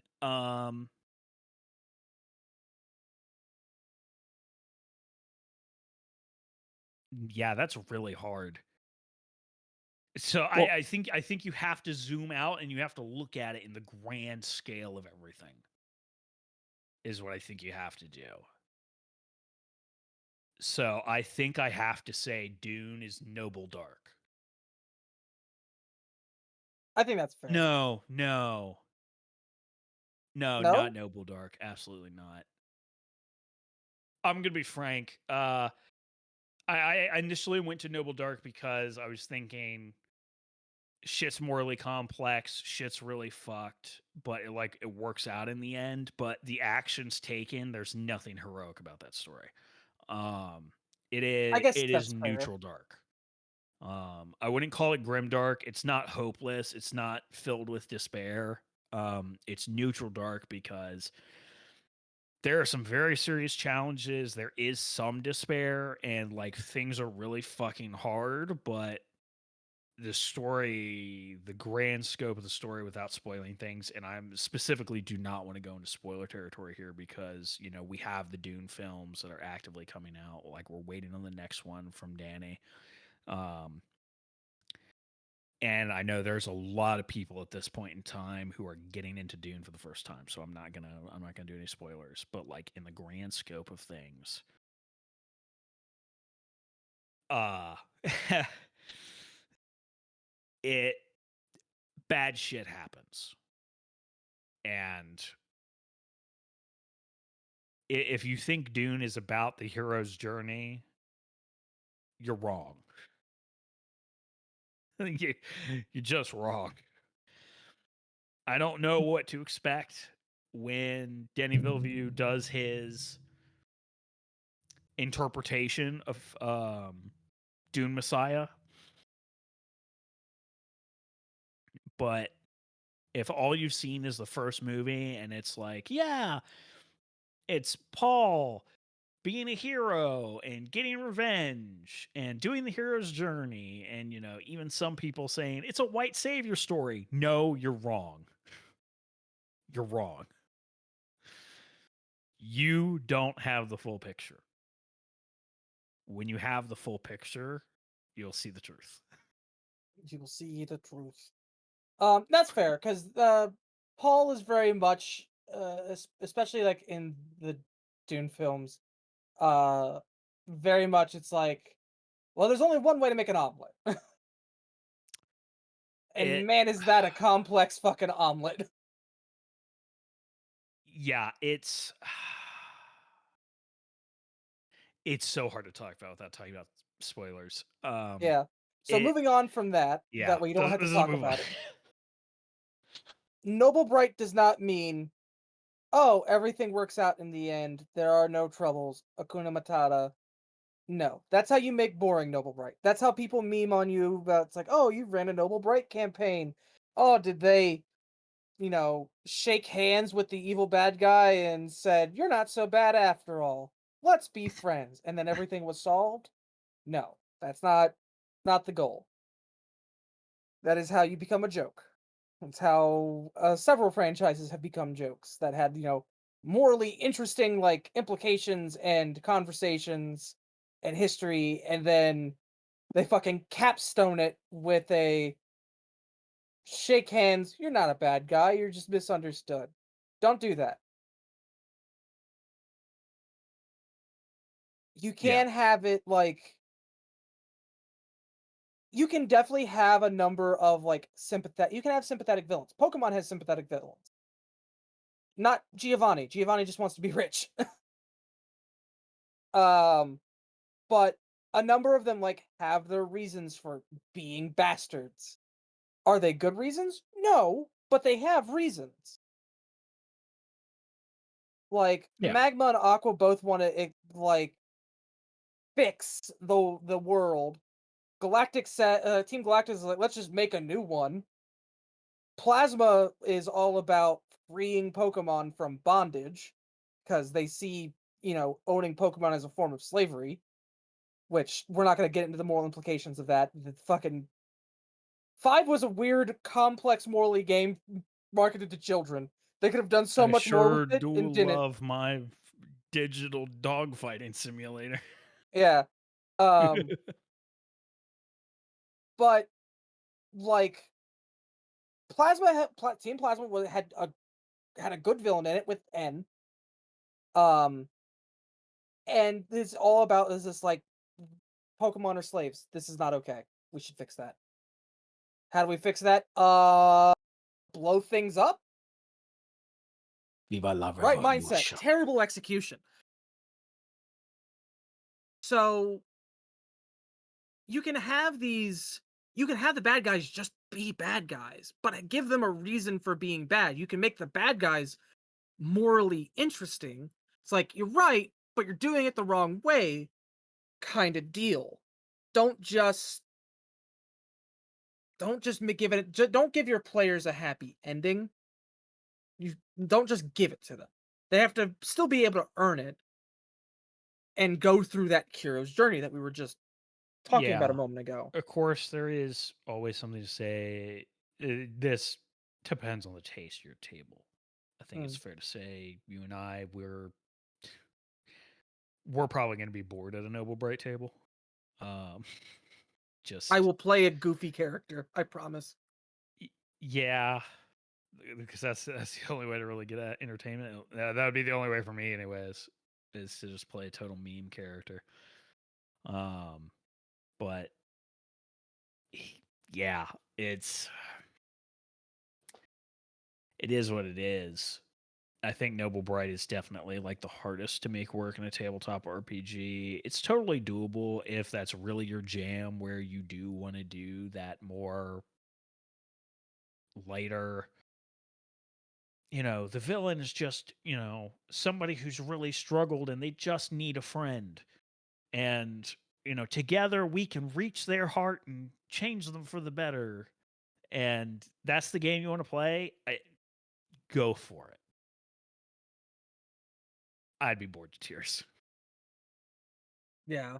I wouldn't say I'd be bored to tears, depending on like how you do the storytelling. As like if you can make the conflicts interesting, you can make the interactions interesting. So, I'm all in for it. that vein, because I had to stop myself from saying it, you asked me where does Dune go on this. So I'm going to ask you where another IP goes on this. Okay. Talk no Jutsu, where does Naruto belong? Oh, Yeah. Yeah, because that is a story where villains have struggled and they do bad shit. They are can morally corrupted, but they can be swayed. can I give Where you two answers? you better give me a good argument. I will. Before Naruto himself became a prominent figure in the Mhm. series, it was So before the hero. absolutely before the hero, absolutely a fucking grim, dark setting. There Uh, were yeah, I'd agree with that. constant state of war. No one did anything that fucking mattered, and everyone fucking hated each other or backstabbed each other for one reason or another. Yeah, it was all about And killing the other guy before he killed you. Yeah. yes, to the point where they started getting child soldiers, which is Yep. what Genin are. Yep. Once Naruto became a more prominent I figure, so real quick, I just have to say there might be somebody listening to this who's probably a Naruto fan and may not have really thought about that. That like at the start of the show, Naruto's what, 12? yeah, Like they are straight up child soldiers. Like watching that show with that understanding, like it's one thing to be like, oh yeah, they're young and they're being trained. They're, very low rank, not taking on very serious missions. If it was wartime, like if you watched the show or read the manga, in wartime, you know. they go to the front. They are soldiers. They are child soldiers. There's no ifs, ands, or buts about it. They are child soldiers. That's part of what made Itachi and Kakashi, well, Itachi a little less so. But definitely Kakashi. That's what made him the guy. That's what made him the goat. Yeah. um, yeah, it fucking Okay. yeah. So pre chosen one, Grimdark. Okay, we have the hero. We have capital H him. Once he hits his stride and starts like actively influencing entire nations, we move almost immediately into the noble side. He has so much agency and impact. The world's still kind of fucked up, I'm not gonna look at. I'm not. I'm gonna be 100% honest. I'm not even thinking about the Boruto series because what the fuck? Fuck that. Um, it's no. I would probably put it in noble neutral. I don't think it quite hit noble bright because the world isn't uplifting and idealistic. It becomes so going into Boruto, but that becomes a different bag of worms that I'm not going to unpack. Hmm. I'm not qualified enough. I think that Well, he's I'm an talking about Naruto, not Boruto, so right. you don't have to go there. Yeah, so he's Uh an ambitious and determined hero. He navigates complex fucking dilemmas between multiple people, characters, factions, all that in a nuanced and morally ambiguous landscape. In Shippuden, Now, it gets more ambiguous are morally. you sure you're not saying that just because the noble neutral square is orange? Gonna be 100% honest. Didn't think about that. I wasn't either until I was just kind of staring at the chart, and I was like, "Hey, that's convenient." um, I would agree. I would agree. Yeah, absolutely. You very much do still have this. Yeah, we can talk to our enemies and get them to change sides, but there is absolutely a ton of moral ambiguity. A lot of those villains, you can sit there and listen to their story and be like, doesn't make what you did okay, but I understand. Like, yeah, I kind of get it. It Yeah, doesn't make it okay. Like, by no means what you did was allowable, but you're still a you fucking know, monster. it's yeah, that's I can see how those events could lead you to where you are today. Um, I'd absolutely agree. Yeah, 100%, 100%. That's yeah. I think that's where that It lands just firmly for me. Yeah, it just so happens that the majority of the time, the answer is we need to turn our enemies into allies. We need to listen to people and understand people, which is the moral of that entire story. Is we can never bridge the gaps between people if we do not understand each other. So, yeah. I have Yeah, 100%. I have a follow-up question. Uh-huh. Where does Evangelion fall? Ooh. Ooh, that's a good one. Oh man, Neon Genesis Evangelion by the one and only Messiah Hideaki Anno. Um, man. So let's see. This is a world that is post-apocalyptic in all technicality. Like the second impact really fucked shit up. Um, it killed massive portion of the population. The majority of the population was wiped out by second impact and the side effects of it. Um, so we have a world that is kind of struggling. The world itself is struggling, like nature is struggling. As an extension, people are struggling, but people are also getting by. Like, survival isn't really a matter of a question necessarily. Like, people live in cities, they're able to go to the grocery store, all this. But there is like this sort of looming doom. And we have to look at it from the perspective of the hero, and like him or not, Shinji is the hero. Shinji is somebody who he oscillates in his optimism and his sense of agency. Now, well, no, he doesn't oscillate in a sense of agency, but he does. No, actually, he does. He does because he debates about whether or not he should pilot Ava, and there are multiple times where he thinks he's going to quit. So he has some agency from his perspective, but in the reality of the story, he does not. He thinks he does, but he realizes he cannot run away. So I think his agency is low. So I think that might actually put us in grim territory. Yeah. Um, he is not the s- the story oscillates between with optimism, like because we have these entities called angels for those that are not familiar that show up, and I mean these are very alien entities. They do not look like traditional angels. If you've not seen Evangelion, please do yourself a favor, go watch it. Understand it is not a typical shonen. It is deeply psychological. You are not prepared. Um, the, so there is some optimism in that these angels show up. They're always able to beat the angels for the most part. And, sometimes it's really hard and it gets really close. Like they are regularly in life or death situations as teenagers. But they do keep winning, but the tone every time it happens just swings so low.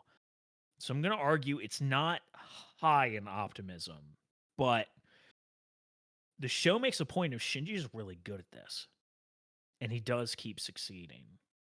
He still has his really low moments, however, and he does get his ass kicked, but despite the odds, every time they end up winning.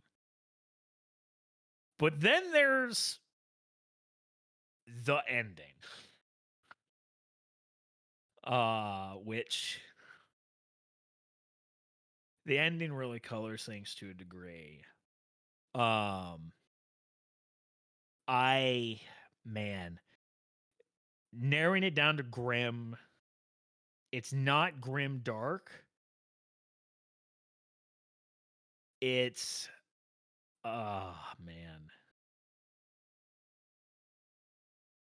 neutral or bright. I'm of the opinion that it's bright. Just barely. I I can see that. Man, that's hard. It's really hard. And this is what we're talking about. Not everything fits perfectly in this grid. This grid is not gospel, but like we wanted to talk about this for a reason because we think it can Yeah. really help you contextualize how you want to do your settings. And if this conversation is not emblematic of that, I don't know what is. But yeah, harsh and unforgiving environment with a balance of hope and hardship. I think I'm gonna have to agree on Grim Bright.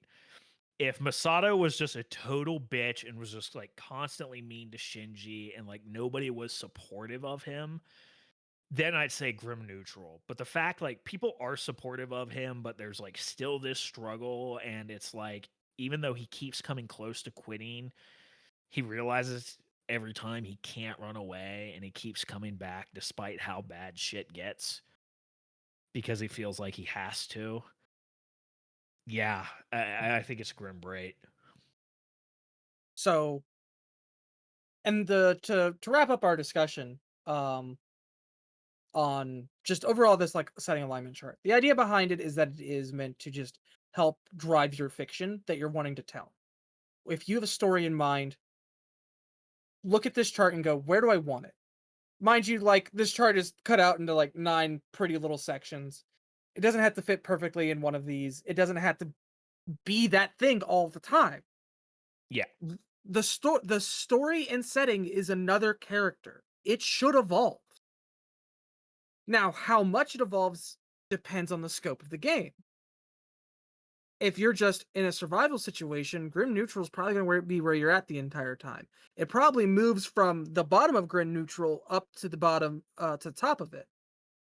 Or if you're in like a Noble Dark, you're just pushing away at that. I think a You know what's complex, I have a long-running story, perfect yeah. I have an example for Grim Neutral. I cannot fucking believe I thought about it. I was sitting there, I was like, survival story. And I was like, rebellion stories are like a type of survival story. And I was like, Mhm. oh my fucking God, Rogue One.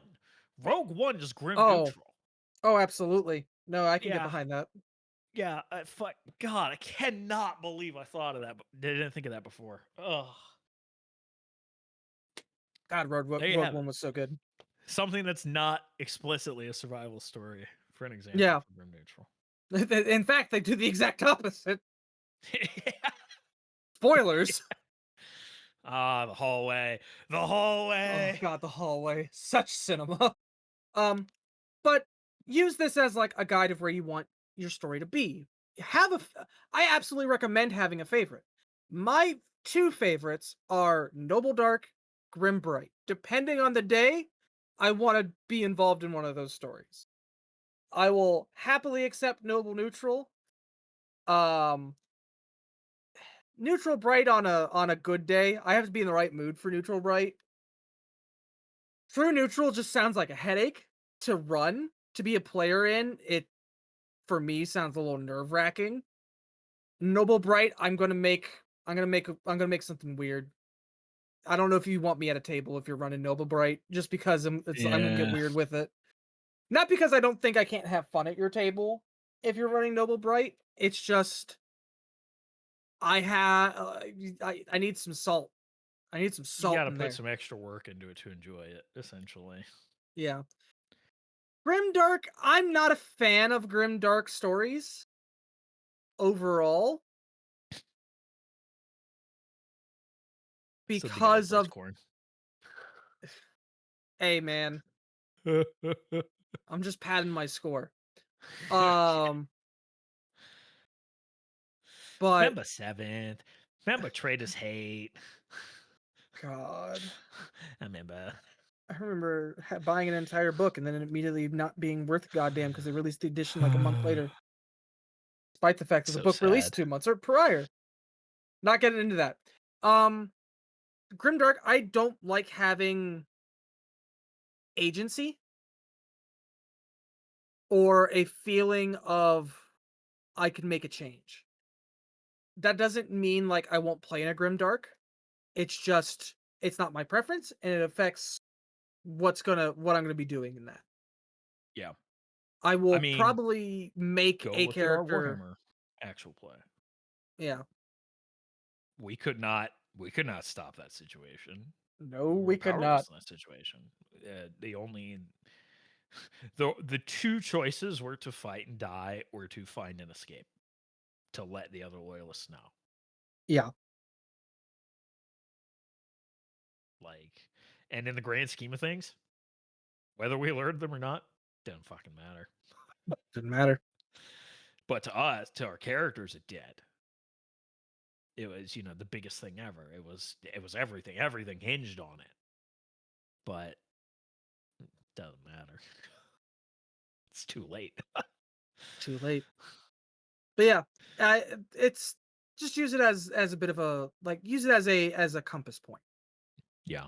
What what story am I trying to tell? How should I affect the player's decisions? My What player did story X. are you What trying to happens? tell, and why is it Noble Dark? I'm Well, sorry, I'm biased. Noble Dark is just so fucking good. It is my go-to. It is my bread and butter. It is my default. was it you that said that most of the time fucking White Wolf games end up being Noble Dark? Um, it's one of those things that like depends on your ST, but in my opinion, I feel like players kind of want to trend that way because like the idea is okay, I should put it this way. The original intent behind all of the World of Darkness games is that they were like gothic punk,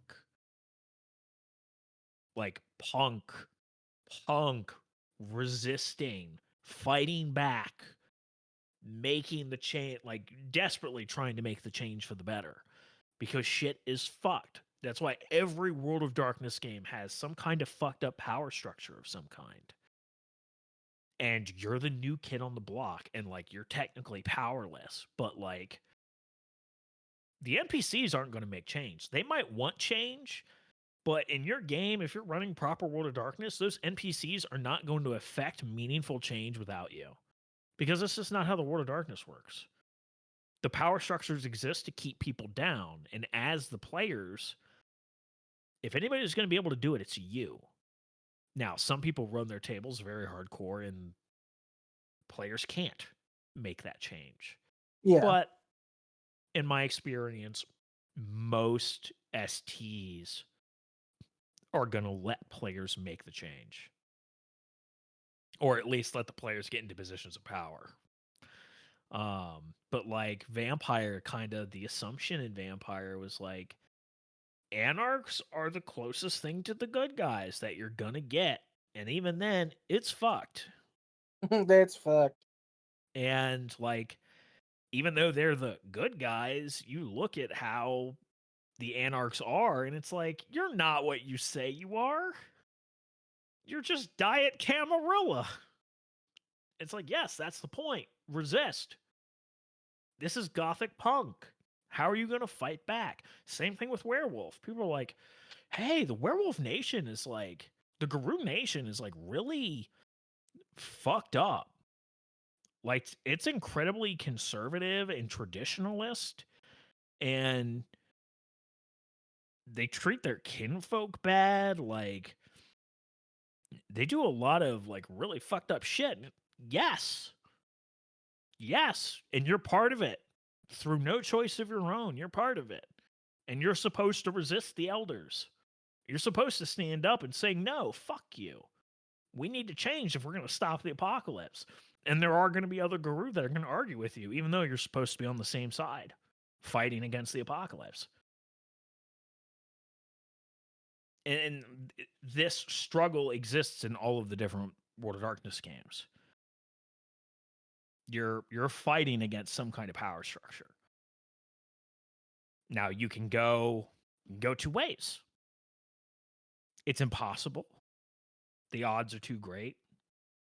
Or you can affect some kind of change, even if it is just local, but you can affect some kind of change. I mean, local in the undead society for like the kindred is I'd say Yeah. pretty good. If you got the ear Yeah. of a prince in a major city, Unless I you're think you're doing good. doing, time of judgment style plots where you're like, Oh god. doing some real apocalyptic type shit, then, go off, do what you want. The world's going to probably blow up anyway, so, have fun. Or however the hell you want to change the world. Like, yeah, that's my take on World of Darkness. I know some people have strong feelings and like, oh, the players should always get fucked over. The players should like never meaningfully change anything. But most of the people I interact with are like, yeah, if anybody can do it, the players can because of the players. They are the main characters.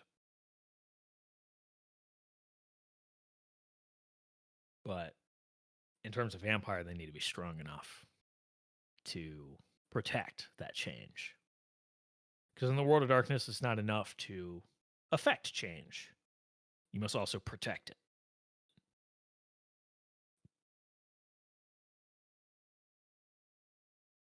And this is typically a point where like, oh, if like for more material on this, go here. For more material on like this, go there. This is a hard one, as I think anything that is a quote unquote alignment chart should be. I Yeah. think classical alignment can be its own conversation. I think that one would probably be better as a player portfolio. Um, to explain is like chaotic good does not mean you burn down an orphanage for the lulz. You may ask, that's an oddly specific example. You're correct. It is. I will not extrapolate further. Yeah. Yeah. There's definitely conversations about like Grimdark and Noble Bright and Grim Bright and Noble Dark. You'll hear about those a lot more than any others on this chart. The neutrals are nowhere near talked about as much.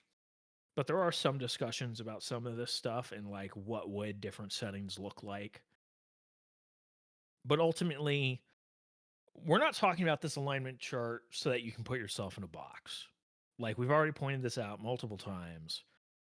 Most things are not going to neatly fit into one of these boxes, but it is a good spark for conversation, whether that be internal or with your players, for what kind of game you want to have.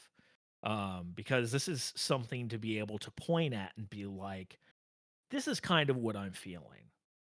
Because as we've talked about multiple times on this podcast, um, vocabulary is very valuable and it's very important.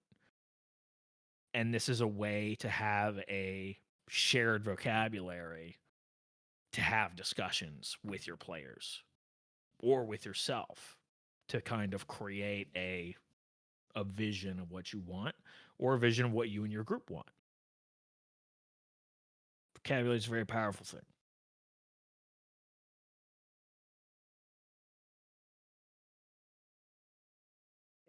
And that is the important and I will say unfortunate part of running a game is what you say matters a lot. How you phrase it, what words you use, how what tone are you speaking in? You are, as the GM, the primo communicator. You are also the Yep. primo storyteller, primo improv artist, primo actor. Does that mean that you have to be good at all of those things? Fuck no. Yeah. Um, but enough to be able to drive certain points across. Yeah. Like if you're going to sit down at a table and you have a setting in mind and you're going to be like, this game is going to be noble neutral, be prepared to explain to your players what that means because, well, like they're not going to have a single clue what the hell you're talking about. Just explain. You don't need to explain the whole alignment chart to them. Just be like, so here's the idea and break it down for them on as heroes in this story, what can they expect in a noble neutral setting or whatever the setting you have in mind is. Um, and then, if they have a problem with that, then you have that discussion and maybe adjust. But that all depends in how you approach doing games and if these are players you're familiar with and all that stuff. You know, Yeah. go back to finding, getting the party together to get some insights on that and having those conversations. But by and large, I find this as general a very helpful tool. I don't always be like, hey, the game's noble dark or whatever. But I definitely like put in people's heads as player characters what can they expect their role in the setting to be. Are they heroes? Are they just the new kid on the block? Like, what is their role in this world? What can they expect out of the experience?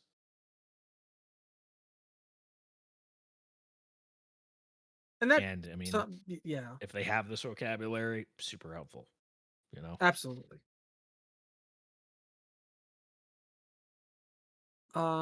But I'm kind of out of things to talk about on this subject Yeah, other no, I than think this was just kind of a fun one to just yap on, ways of kind of how you can kind of define your game world and your player's place in it.